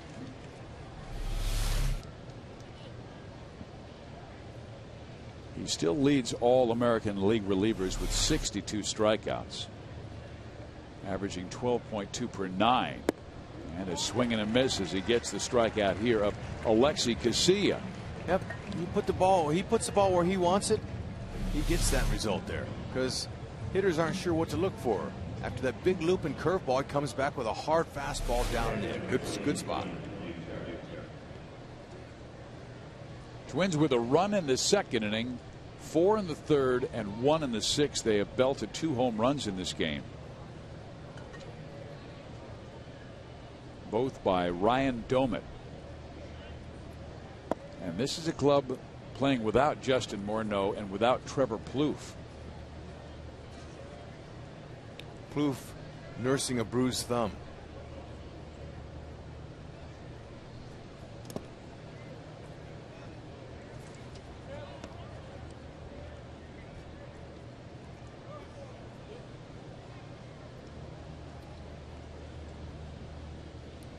Tim Collins' last outing was July 17th versus Seattle. He went a couple innings.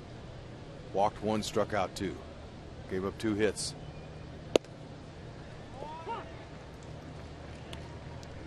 So he's well rested. I see where Detroit is winning again. They're trying to sweep the Chicago White Sox. Tigers have leapfrogged the White Sox to take over first place in the American League Central. They lead 6-4 in the 8th inning, and they have won 8 of their last 10.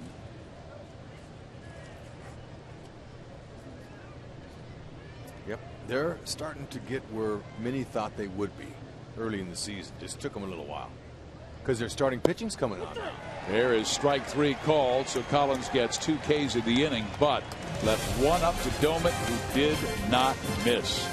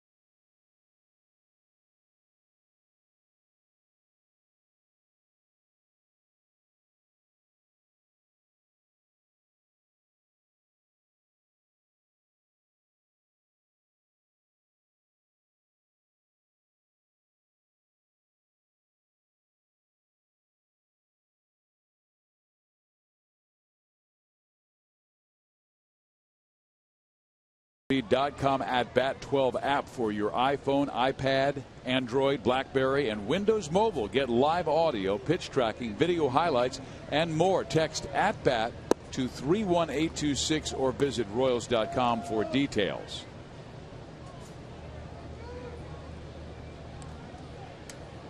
Well, the 6th inning is our Sonic Slam inning, and our contestant is Patty Duda from Kansas City, Missouri.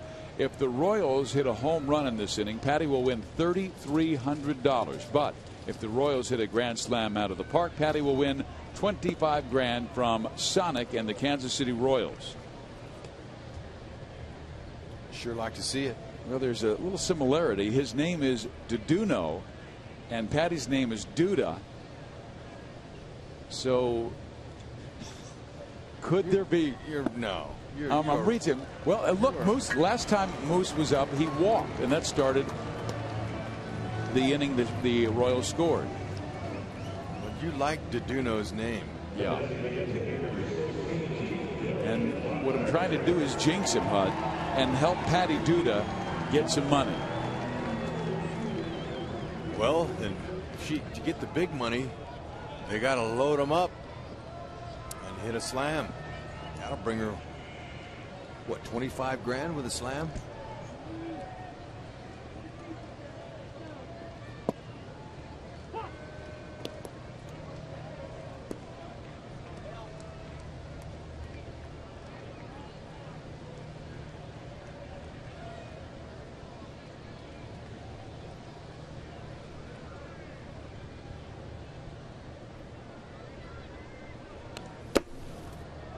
Billy had a good swing.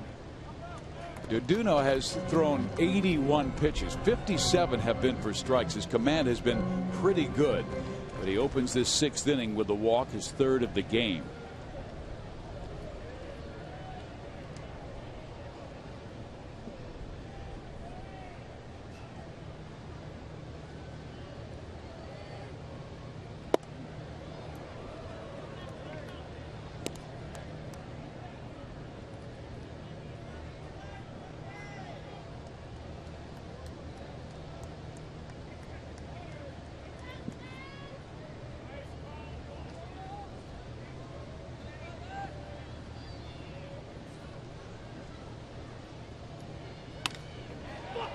to right field, but Revere had him play perfectly. Moustakas will not advance.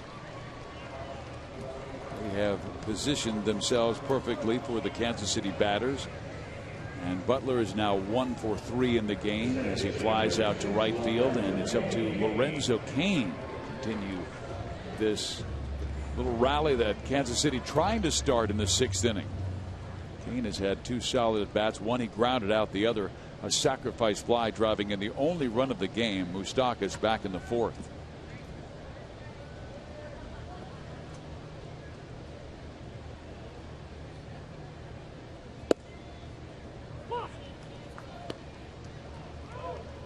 Just in case, Minnesota getting their bullpen ready.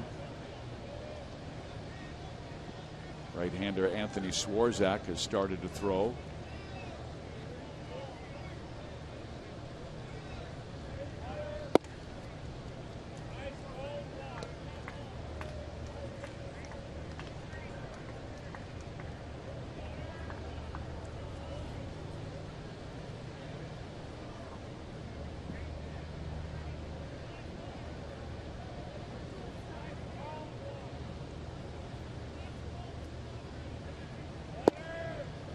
Another strike. He has been able to hit the corners with his fastball. The command with his fastball to go with his strikeout pitch, the breaking ball, have been very impressive today. He wants a big league win. You can see it. He's pitching. 86 pitches thrown, 60 strikes, 26 balls. That's a nice ratio. He has walked 3 Royals, but he has pretty much been controlling the count with just about every other Kansas City player. We've seen a lot of 0-1, 0-2, 1-2 counts. And that ball stroked well, but again right at a Minnesota Twin, and a line out for Cain. No luck.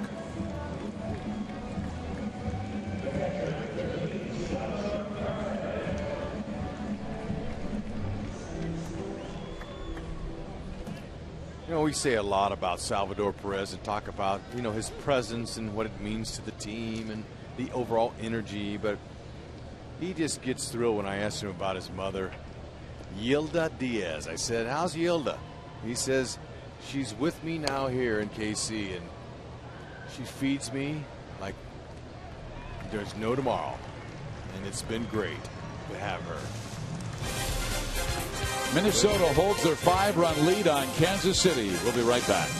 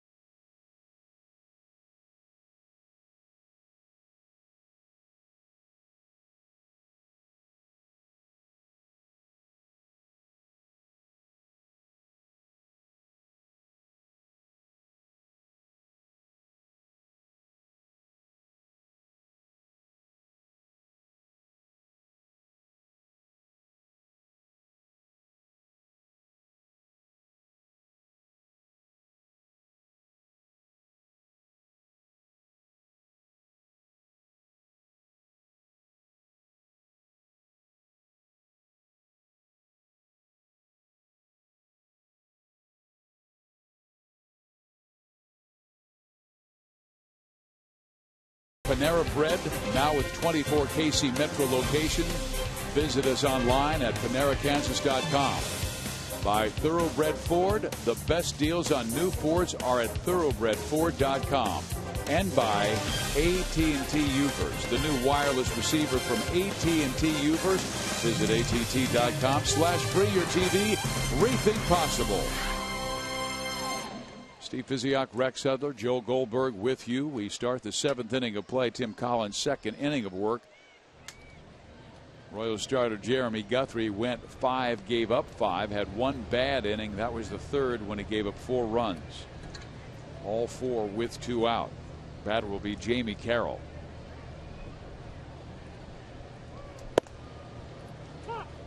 Rex, there were a couple of good signs from the minor leagues about pitching. I saw where Chris Dwyer pitched his best game at Omaha. He's a young left-hander that they like.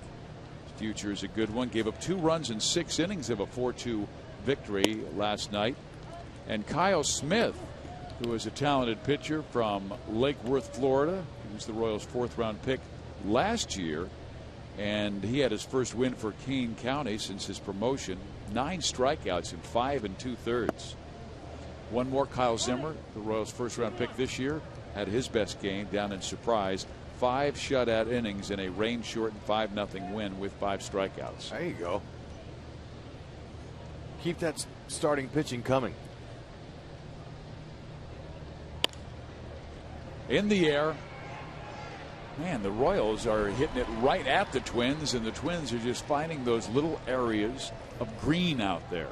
And Carroll is on for the 2nd time. Hitting them where they aim. Yeah, Lorenzo Cain got a late break. You can see him, he's playing to the opposite field, so he had a long way to go to come in, but couldn't get to it. Legs are getting in better shape. That takes us to Denard Span, who is way overdue. He's in an 0 for 14 slump.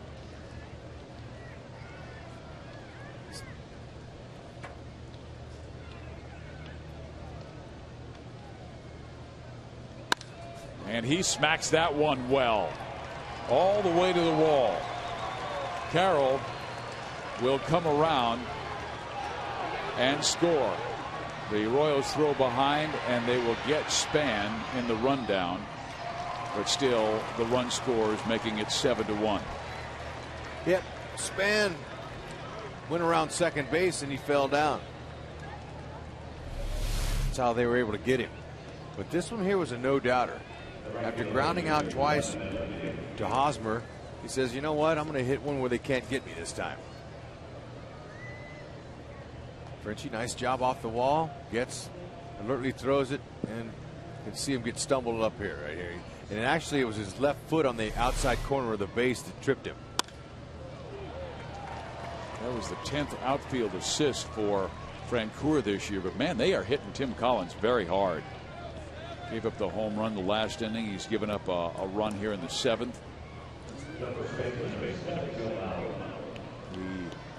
When he throws the ball where he wants to, he is a brilliant pitcher.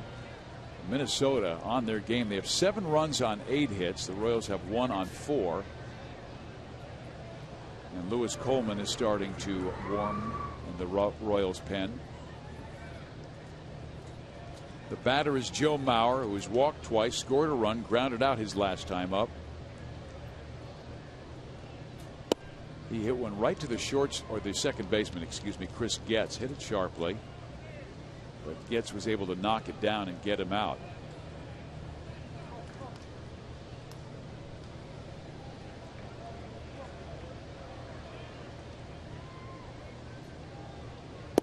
Both the Royals and Twins had been struggling in recent weeks. Twins have lost 10 of their last 14. And outside the 19 runs they scored against Baltimore on July 16th, they've been averaging just 3 runs per game. But Kansas City has really woken them up in this contest with 7 runs.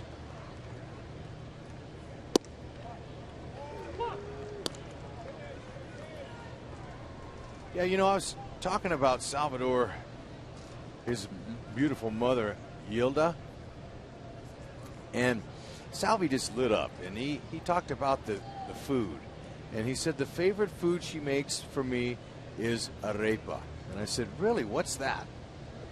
And he said it's a dish made of ground corn dough cooked with flour, and it's a Venezuelan dish. It's made in different countries, but you can put cheese, he said, pork, chicken. He says, and man, we eat a big meal before I come to the ballpark. And that's important, that you eat the right stuff in hot days like this. You eat junk, sugar, all those kind of junk foods, you're in trouble. You might find yourself dehydrated. Salvador Perez loads up on good home-cooked food and lots of water. And he says that he's happy that his mother, who really was his father too, because he didn't have a father, so his mom is his hero. And that's wonderful to hear a young man talk about his mother. And so she comes out here to Kansas City and lives with him in their apartment. Arepa. Ground ball short. Escobar gets it to Getz. They turn the double play. One more for the Minnesota Twins, and they have upped their lead over Kansas City to 7-1.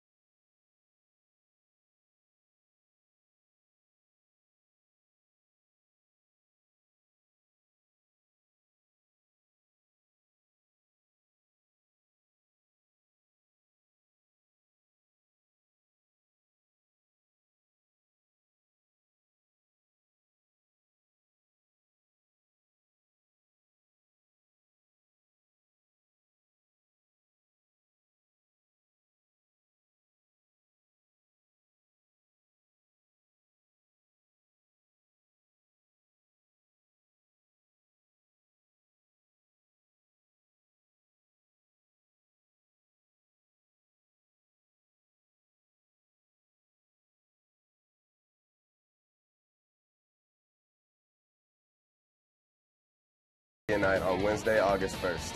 Come out to the K and join me for a question and answer session at the Budweiser Party Deck. You can follow me at DDuffKC23 and submit your questions using the hashtag #SocialMediaNight. Log on to Royals.com for ticket info, and we'll see you at the ballpark. Great to see Danny Duffy back at the K. He's a guy who suffered that elbow injury earlier this season and had to have Tommy John surgery as the Royals lost two of their very best in Felipe Paulino, who had pitched the best for the Royals, and Danny Duffy, who was a big part of their future. Yeah, Paulino, he's here too. So it's nice to see those guys in the clubhouse. For more on Paulino, let's go to Joel. Well, it was great to see Felipe here this morning, just as it was recently when Danny came back. Big smile on his face. Not a whole lot of range of movement yet in that elbow. You could tell he's behind Danny, which would make sense since his surgery was after Danny's, but very excited, very optimistic. And I thought it was interesting, too, to see him and Jeremy Guthrie both talking in the clubhouse, because neither of them were teammates with the Rockies, but both went to the Rockies, did not do well, and then came here. And he really thought, and I know it wasn't a great day for Jeremy Guthrie, but he really thought that more than getting out of Colorado, the big thing for Jeremy Guthrie would be being back in the familiarity of the American League. He pitched good for 4 innings, but had one bad frame, and that was the third. Jeremy Guthrie gave up 4 runs on 3 hits in the 3rd inning, all 4 runs scoring with 2 outs. Here's Jeff Francoeur. When Duduno first pitch breaking ball, he's got confidence. Gardenhire said the curve is, when it's on, it completely buckles the opposition, and it has controlled the Royals in this game. You would think after that offensive display by the Royals last night, they might have jumped on him. Not happened. Only 4 hits. Francoeur is grounded out and flied out. This team struggling to find consistency, to make their mark, but this guy always comes to the clubhouse with a smile on his face, picking up his teammates. And he picked up our production crew today. He said, "Hey, I have your open. I've got your tees. This is the greatest tees you should have. Here's what happened today. I drove my wife to the airport and I dropped her off, and I get back in the car and I can't find my phone, and I drive to the stadium. And I am despondent because I have everything on my phone. And I get out of the car and my phone is on the bumper." He goes, "That's an amazing phone." He said, "You should do a tease on that phone, how it stayed on the bumper, didn't fall off, and came back to me." I don't believe that. That's what Jeff Francoeur said. It's a 25-minute drive to the airport and back. But Joe Lavero said, "No, that should not be our theme. We can't do a story on a phone in the open. We've got to do Jeremy Guthrie because it's Royals' debut." Well, that tells me a couple things. One is that he's like every one of us. We always forget little things, but then it tells me, too, that he drives good. He's a good driver. He wasn't erratic on his turns. And unfortunately, he can't make a left turn there on a base hit. He's got to make a right turn. But when you go sharp, you would slide things around. But probably a nice thing for him.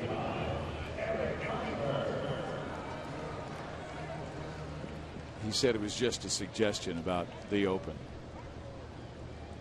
Here is Eric Hosmer. Well, you might mention to the folks who are listening, what's a tease? That's what comes on right away at the top of the show, teasing you to sit down and give 3 hours of your precious time to watch Royals baseball. Okay, thank you. It's usually produced by Sam Abramson. He does a brilliant job. Al Broughton. Steve Kurtenbach, director. Joe Lavero, producer. And the cast of hundreds.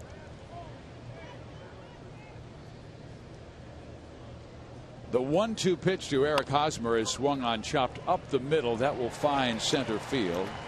So a 1-out single for Eric. Time for our AT&T trivia question.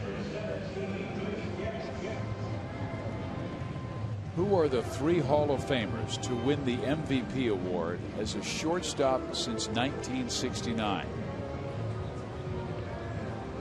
Well, you know, the guy that was inducted today, Barry Larkin, was one of them. How about Robin Yount?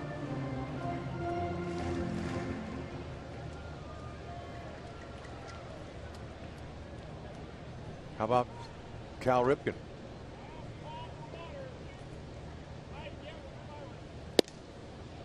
Just guesses.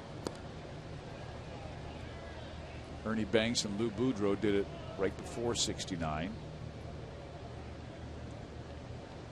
Of course, back in the 40s. Chris Getz, the batter, had a infield hit his last time up, and Duduno throws that one well wide of the strike zone. Tyler Robertson is starting to warm up in the Minnesota bullpen, getting ready for the lefty, and it might be Alex Gordon if Getz gets on.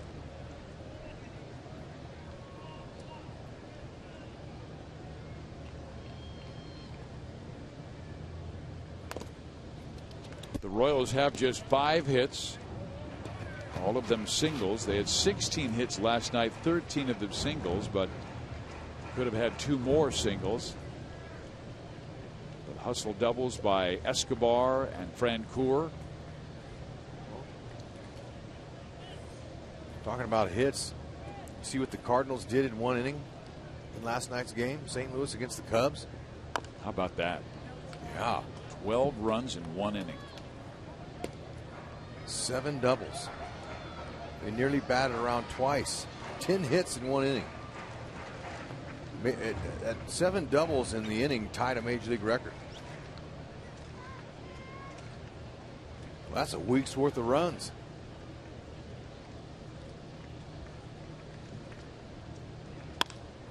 Getz rips it to right field. Hosmer had to hold momentarily, and he will stay at second base as Kansas City rallying here with 1 out in the 7th inning. And here comes Ron Gardenhire, I believe, to get to Duno with Tyler Robertson well ready in the bullpen.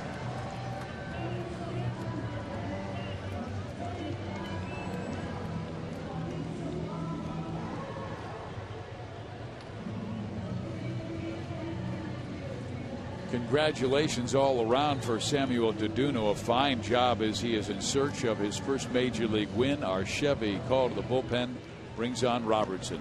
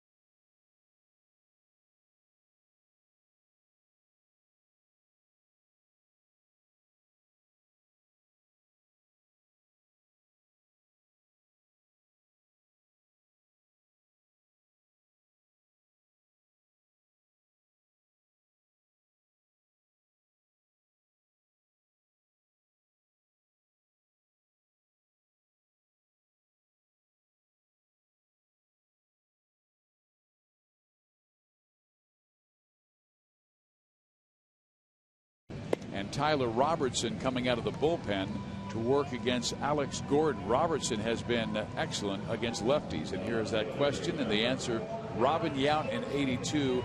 Ripken did it twice, 83 and 91, and Larkin in 95. Well, Yount got 2 MVPs, but one is an outfielder and one is an infielder. Tyler Robertson in his last 5 games has not allowed a run and has only walked 1. He has become their left-handed specialist, and facing Gordon here. Alex takes strike 1. Gordon is 1 for 3 in the game against Duduno. Ground out, single, and a strikeout looking.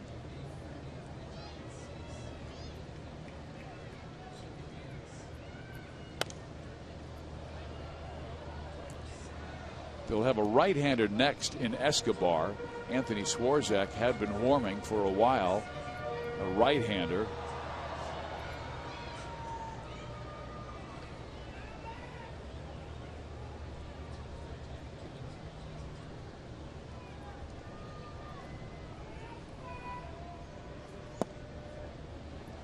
Today's big story, not only Samuel Duduno, but also Ryan Doumit. Huge game with 4 RBIs, 2 home runs. One from each side of the plate.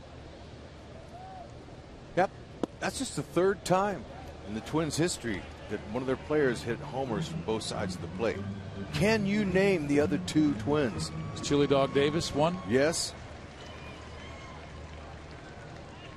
And I'll give you a hint. We already talked about shortstops. He was a shortstop.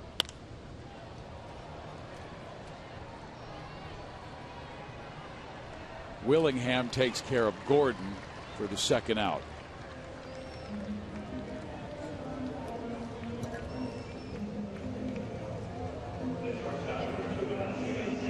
Well, the other guy was Roy Smalley. Chili's was in 1992 and Roy Smalley's was in 86. Teammates with both of those guys, as a matter of fact. Good guys. They had some game too. They had pop, power. Escobar has a 9-game hit streak on the line. He has walked, lined out, grounded out.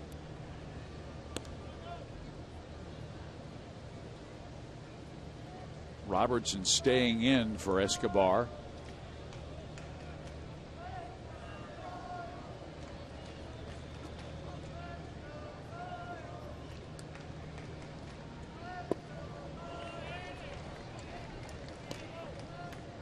Tyler's got good slider. Escobar just saw it. Fastball, changeup, 3 pitches.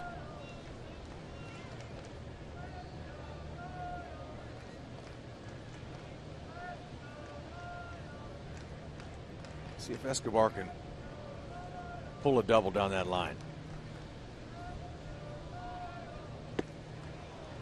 He's getting that. They're working him inside.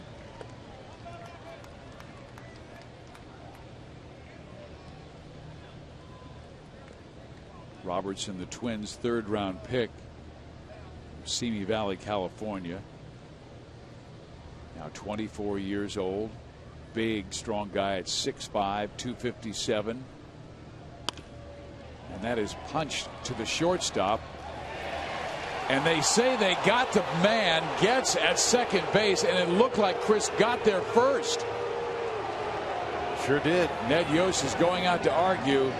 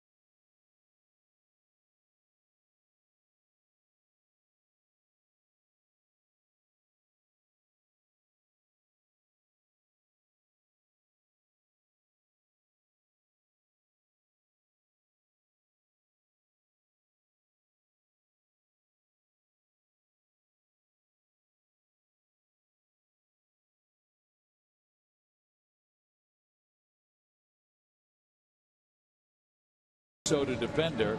That was not the call. Let's see if we can see it again. Wasn't even close. Ball now just catching him. Guess it's already coming up with the slide.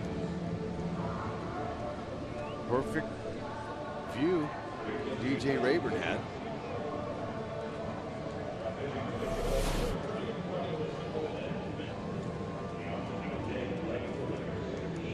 So we head to the 8th. Kansas City still trailing 7-1, and Lewis Coleman comes out of the bullpen to face Josh Willingham, Ryan Domit, and Brian Dozier.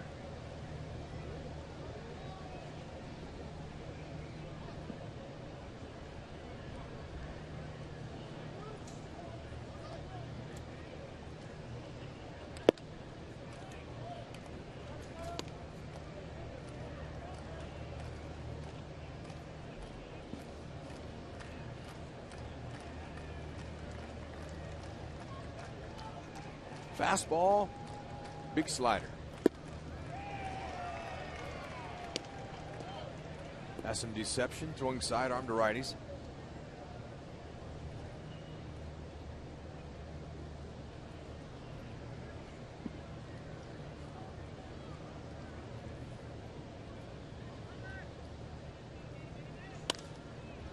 Skies it in the air, left center. Gordon calling off Lorenzo Cain, makes the catch, and Coleman gets Willingham out.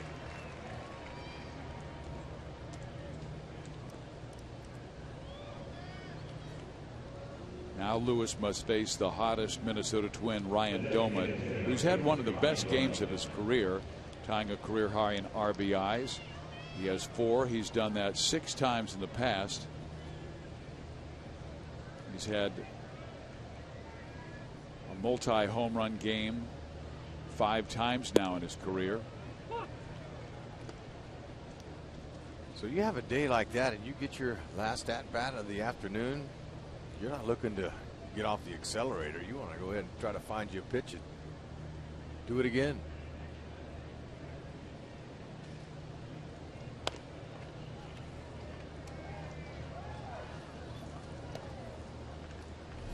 Okay, for the 3rd time in the Twins' history, one of their players went deep from both sides of the plate. There it was, the changeup from Guthrie and the high fastball to Collins on the right.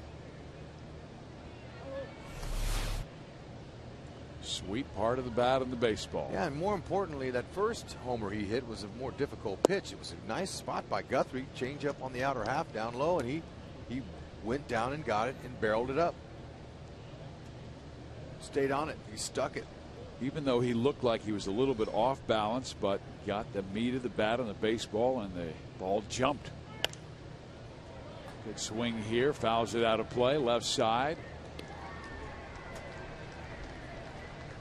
When Kansas City bats in the bottom of the 8th, they'll have the middle of the order coming up. Moustakas, Butler, and Kane.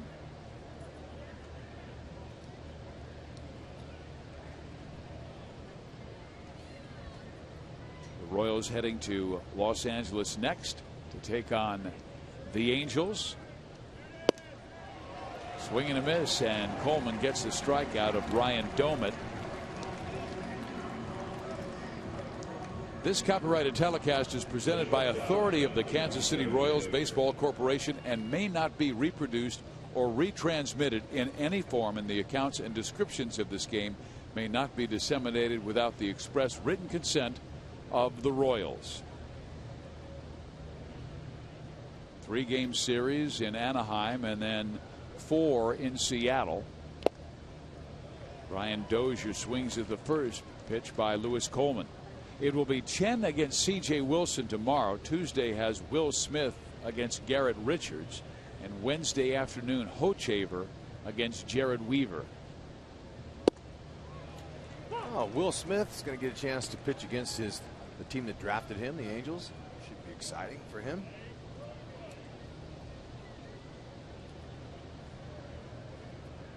Will Smith coming to the Royals in the Alberto Callaspo deal.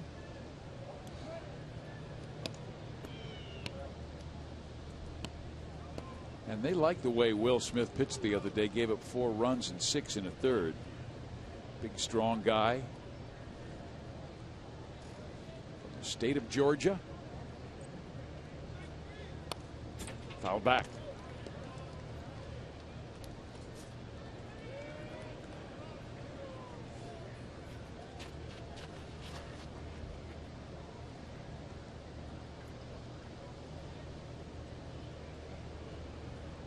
Twins with 7 runs on 8 hits. The Royals just 1 on 6. Dozier knocks it out of play.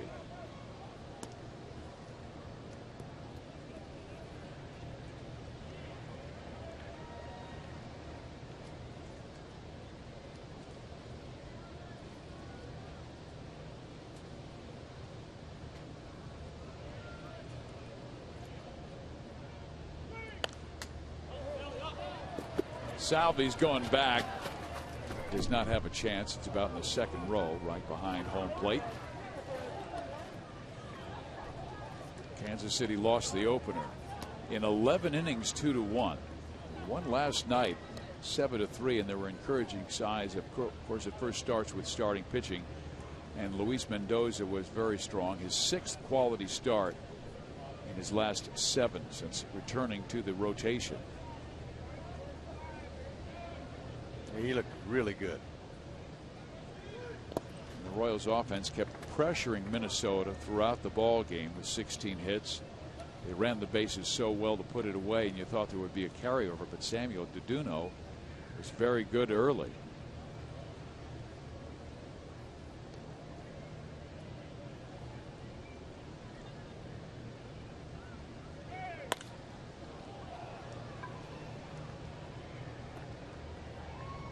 It's Gordon who cuts in front of Kane to make the catch. A 1-2-3-8 for Coleman.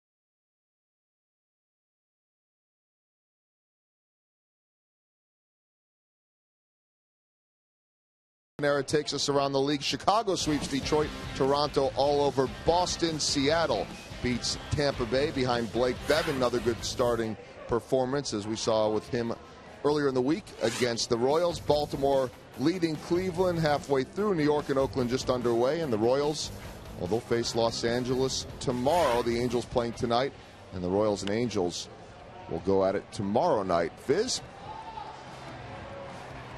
Into the gap in right center field, Joel. He'll wind up with a leadoff double, so he has been on 3 times, hitting in that 3 spot. 23rd on the year for Moose. He found the gap.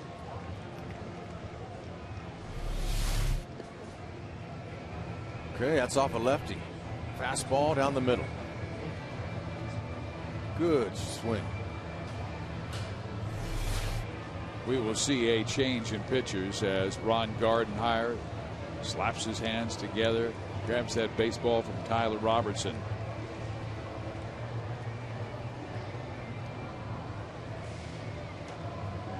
Joe is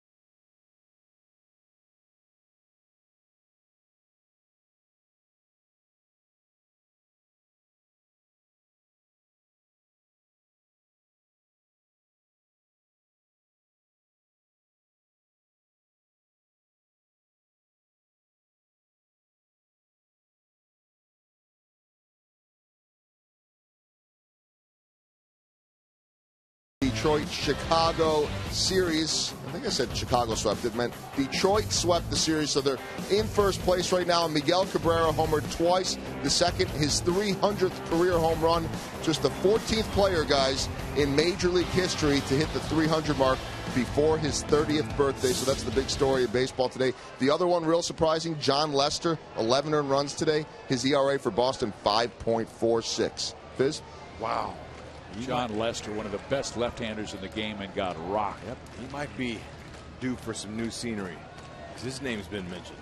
Anthony Swarzak is the new pitcher, 6'4" right-hander from Fort Lauderdale, Florida.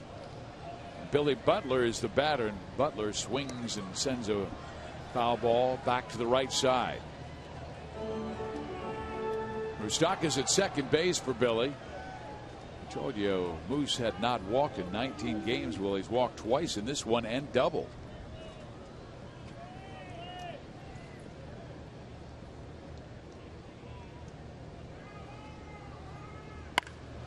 That is well struck. Number 19 for Billy Butler. 10th home run given up by Swarzak. And before he came in, Fizz, I looked at you and I said, he's given up 9 home runs. How about making it 10? And Billy did.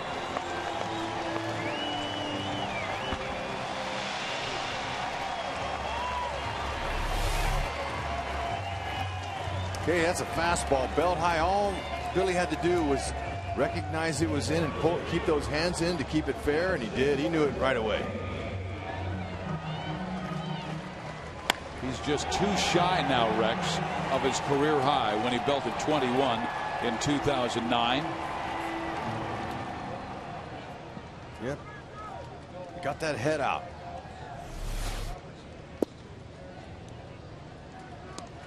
They have cut it to 4 with 6 outs to go.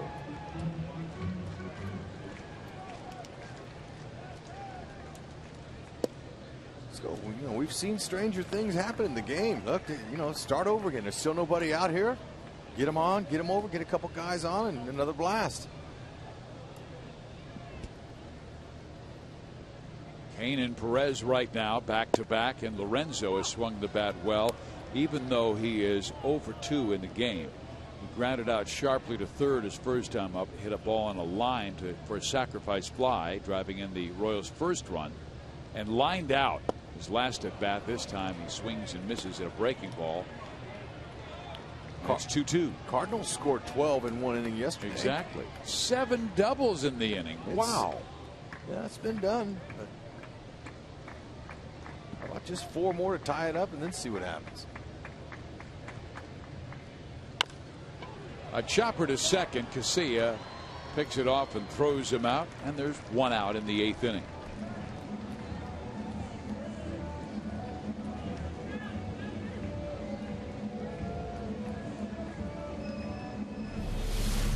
Okay, pitch tracks will show you that that ball was on the inner half and elevated.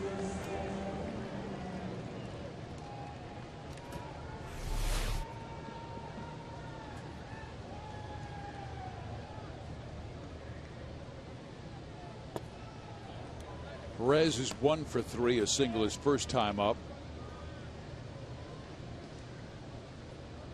You know, for a young guy, he really makes some good adjustments at bat to at bat, and sometimes adjustments within an at bat. If a guy's working him away, he'll take that pitch to right field. Yep, he's a mature hitter and defender beyond his years. He's a special player.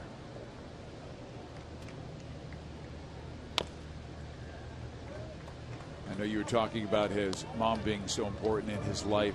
You and I knew Vlad Guerrero very well, and his mom also lived with Vladdy in Southern California, and she would cook not only for the Guerrero family, but for the Dominican players on the Angels and the opposition. So the Royals would go to Anaheim in the past, and Vladimir Guerrero would come in with a plate full of Dominican food for the Royals players from the Dominican Republic. Well, Perez goes down on strikes.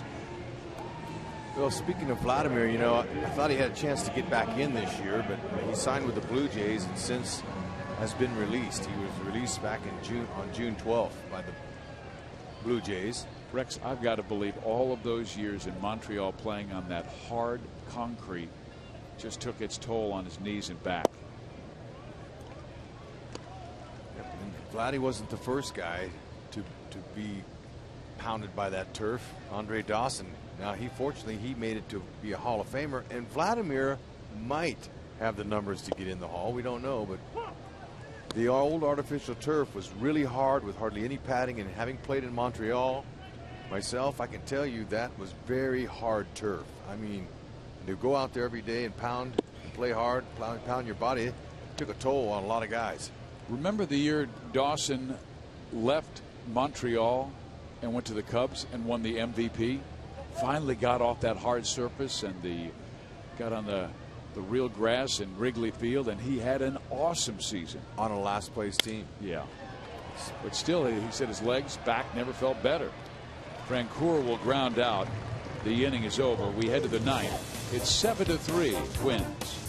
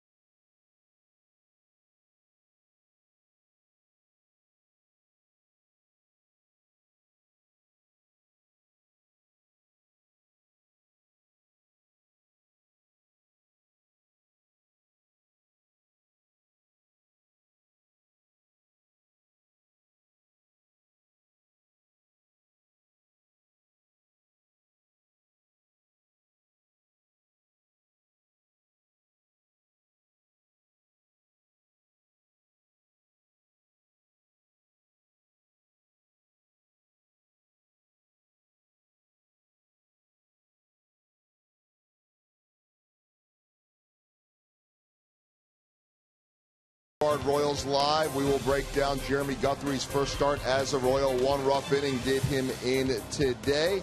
Also, look at Mike Moustakas and his offense. And, oh, yes, we're going to L.A., which means that associate producer Sam Abramson will be spending as much time as possible on the beach. I don't know why. That and much more coming up on Boulevard Royals Live. Unfortunately, Steve, we will not have time for any Blazing Saddles references. Thank you, Joel. Go do the voodoo that you do so well. And here is Bruce Chen, Will Smith, and Luke Hochaver going Monday, Tuesday, and Wednesday night against Wilson, Richards, and Weaver. It's an afternoon game, and then the club heads to Seattle. That's where Guthrie will make his next start, and that's not a bad ballpark for Jeremy to pitch in. Another pitcher's ballpark. No, and the Royals will get a little break from the heat that's coming next week. West Coast isn't quite like this temperature here, and it's a scorcher. Game time temperature was 98 degrees when the first pitch was thrown.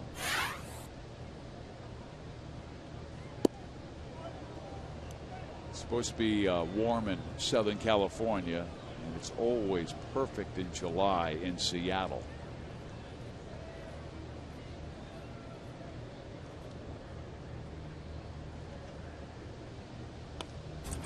They have the prettiest blue skies. They have so much rain for about an 8-month stretch in the Pacific Northwest, but it makes everything so green. It appears that the sky is even bluer than you normally would see in an urban environment. Here is the 1-2 pitch. And fans, if you ever want to go on the road to watch the Royals and get up to Seattle and watch a game from Safeco, you and I would go to the ballpark early, watch early batting practice, and sit in the booth, and just beautiful sight lines of the city. Yeah, I thought you were going to invite the fans on the airplane with the Royals to go. Well, they're going to have to get their own tickets. Fly there themselves or take a train, drive. That young man happy he caught a foul ball. Nothing beats fun at the old ballpark. Popped up right field. Francoeur chasing it into the corner and makes a nice running catch.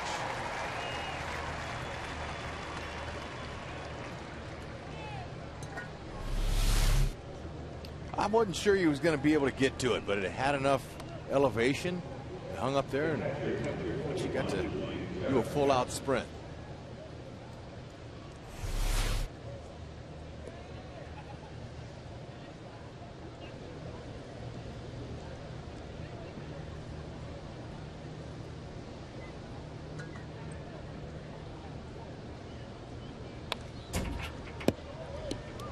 Here is Drew Butera, has one home run this year, and it was against the Royals off Aaron Crow back on June 1st. Or July 1st, I beg your pardon.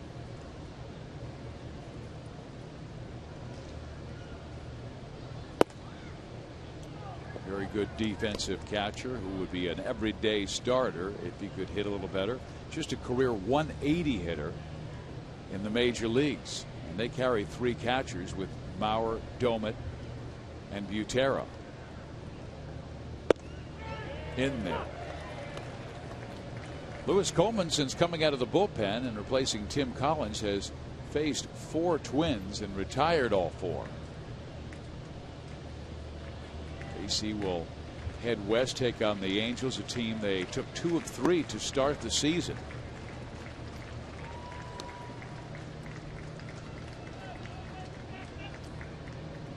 They're going to try to hold off the Rangers. So the Rangers, that'll be the rubber game this evening. But I tell you, the Angels, they're 6 games out, but Oakland is quickly closing in that 3rd place behind them in the West with some tremendous play. And how do they do it? Because the Oakland Athletics, it seems like every single year, trade off half of their team, and yet they still are able to put a very respectable product on the field. Well, their young pitching has come up again. Yes. They keep, drafting well and trading well. And Billy Bean's done a great job there. He's a master at it. Good pitch there by Coleman. And he gets a strikeout of Drew Butera. But they signed that Cuban phenom Cespedes. He's healthy and knocking him out of the park.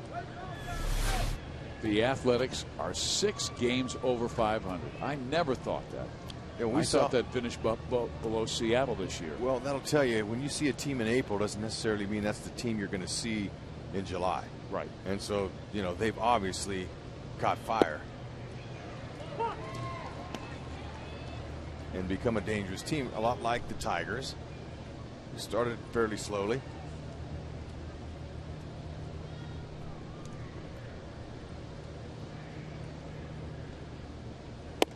Tigers, though, made deals to improve them. I mean, signing Prince Fielder was a major addition after they lost Victor Martinez during spring training to season-ending surgery, although they think that Victor might be back in September, which would be a great addition.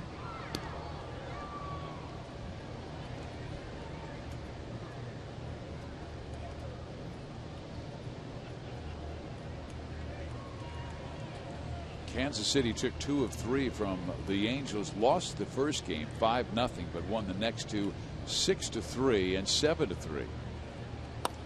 Hochevar getting a win in one of those contests, and Luke will go on Wednesday matching up with Jared Weaver again. That is a Wednesday afternoon game.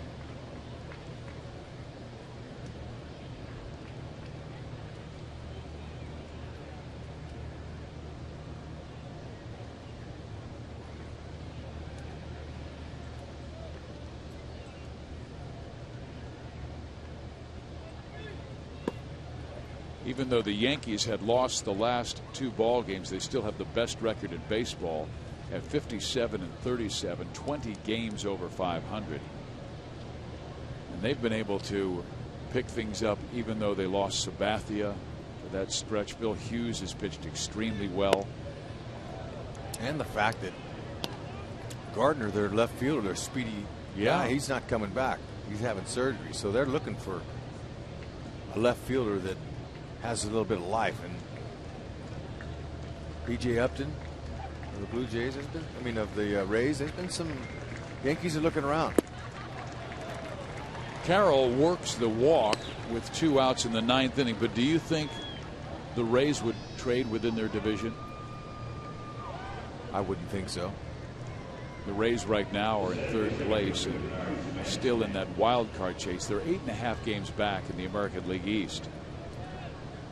But they have a lot of starting pitching. That's why there's other teams that are looking for in their rotation, and they're throwing James Shields out there because he's got such a big payroll as money they owe him. So they might just be willing to let somebody take him.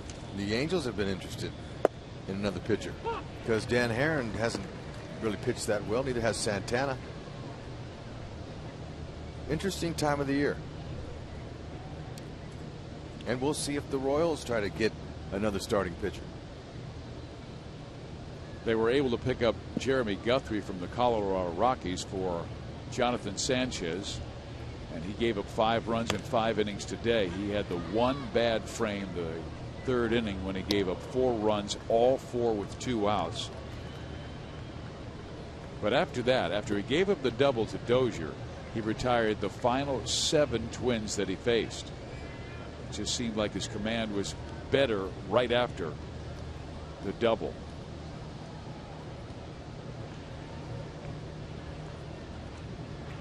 The hits are even, but the Twins have 7 runs. The Royals have 3.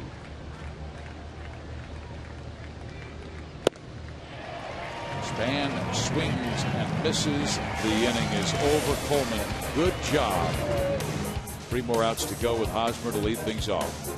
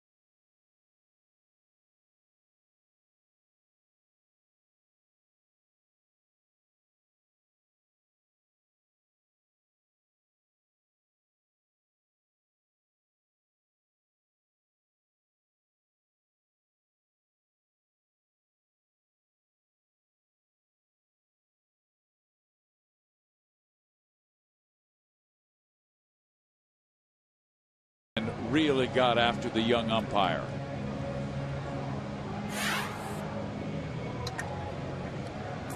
Okay, so that's Yo says you're out of here. And Ned's frustrated. And I don't blame him. I think it really goes back to the play that Escobar got the ground ball that looked like it might be an infield hit when Getz was, according to our replay, safe at second base.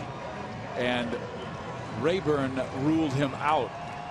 Ned Yost came out for a more calmer discussion at that time. Didn't get tossed, but when his player got tossed, his temperature went up. Here's Hosmer to left center field, and that will be up against the wall, and Eric will have a 2-hit game. Leadoff double.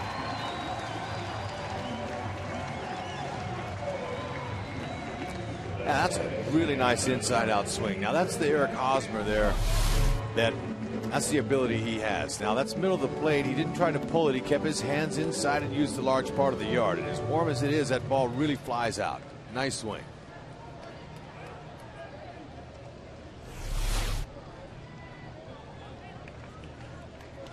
Chris gets the batter. He's 2 for 3. Shows bunt, and he would be bunting for a base hit. You don't want to give up outs right now. What he's done is bring the corners both in.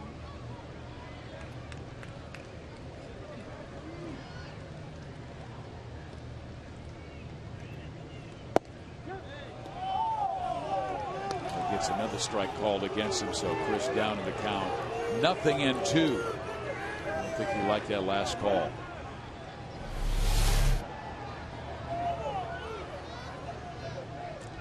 Well, our Fox tracks shows it was wide. A chopper to second. 1 out. Hosmer taking third. As promised earlier, it's Miller time. Brought to you by Miller Lite. Let's go back to the 2-run home run struck by Billy Butler in the 8th. Ooh, man, that ball it got loud and long. Billy turned those hips. The hands came right after. Good inside pitch, and he got it out of here.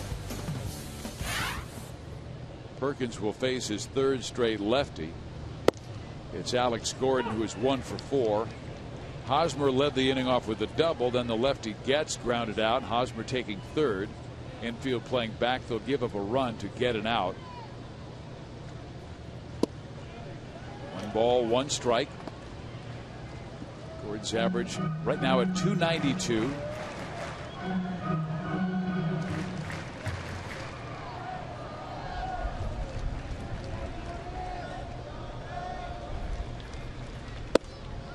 About 6 weeks ago that Alex's average was 50 points less. He was at 242. Just checking out my scorebook.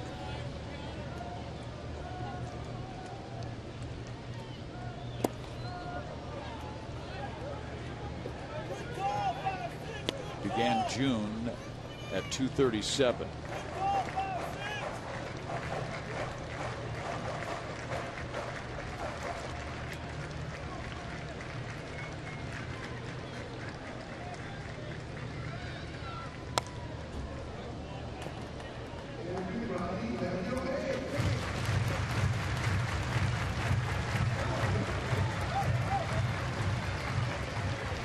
We all talk about when he returned to the top of the order, and he was hitting 226 on May 27th. He's hitting over 350 in that time, and punches one towards left center field. But coming on quickly is Willingham to make the catch. Hosmer tags and comes home and will make it safely to cut it to 7-4, but that is the second out.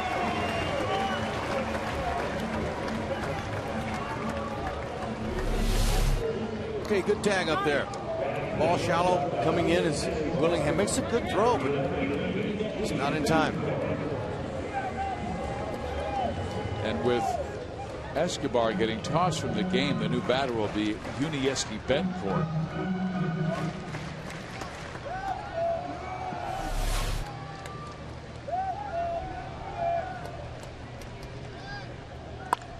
Rolled foul, strike 1.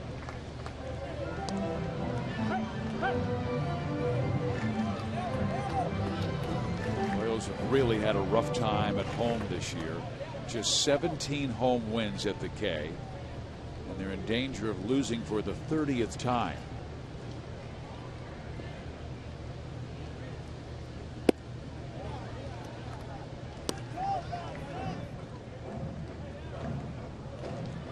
They had back-to-back very good starts to open this series. Hochevar on Friday night gave up 1 run in 7 innings. Mendoza yesterday gave up 3, and there's a drive by Betancourt to left field, and he says goodbye.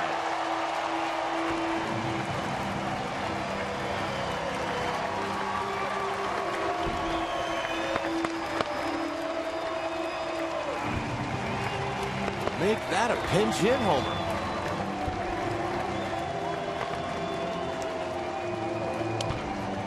That's the third pinch hit home run of the season for Kansas City. Betancourt has come up with some big hits this year. Okay, that's a fastball right over the middle of the plate.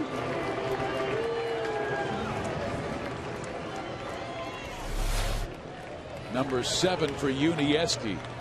Royals need to get one more man on base to bring the tying run to the plate. If Moose gets on, the batter would be Billy Butler. Strike one.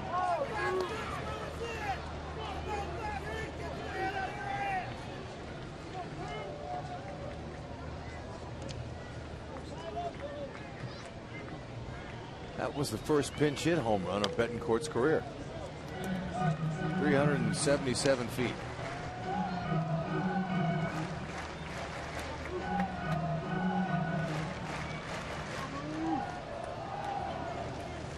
The Royals were down 7-1. They scored 2 in the 8th, 2 so far in the 9th. Moustakas swings and misses, and this game is over. Minnesota takes the series 2 victories to 1. Final score 7-5. Twins. Samuel Duduno gets his first major league win, and Jeremy Guthrie gets his first loss as a Royal.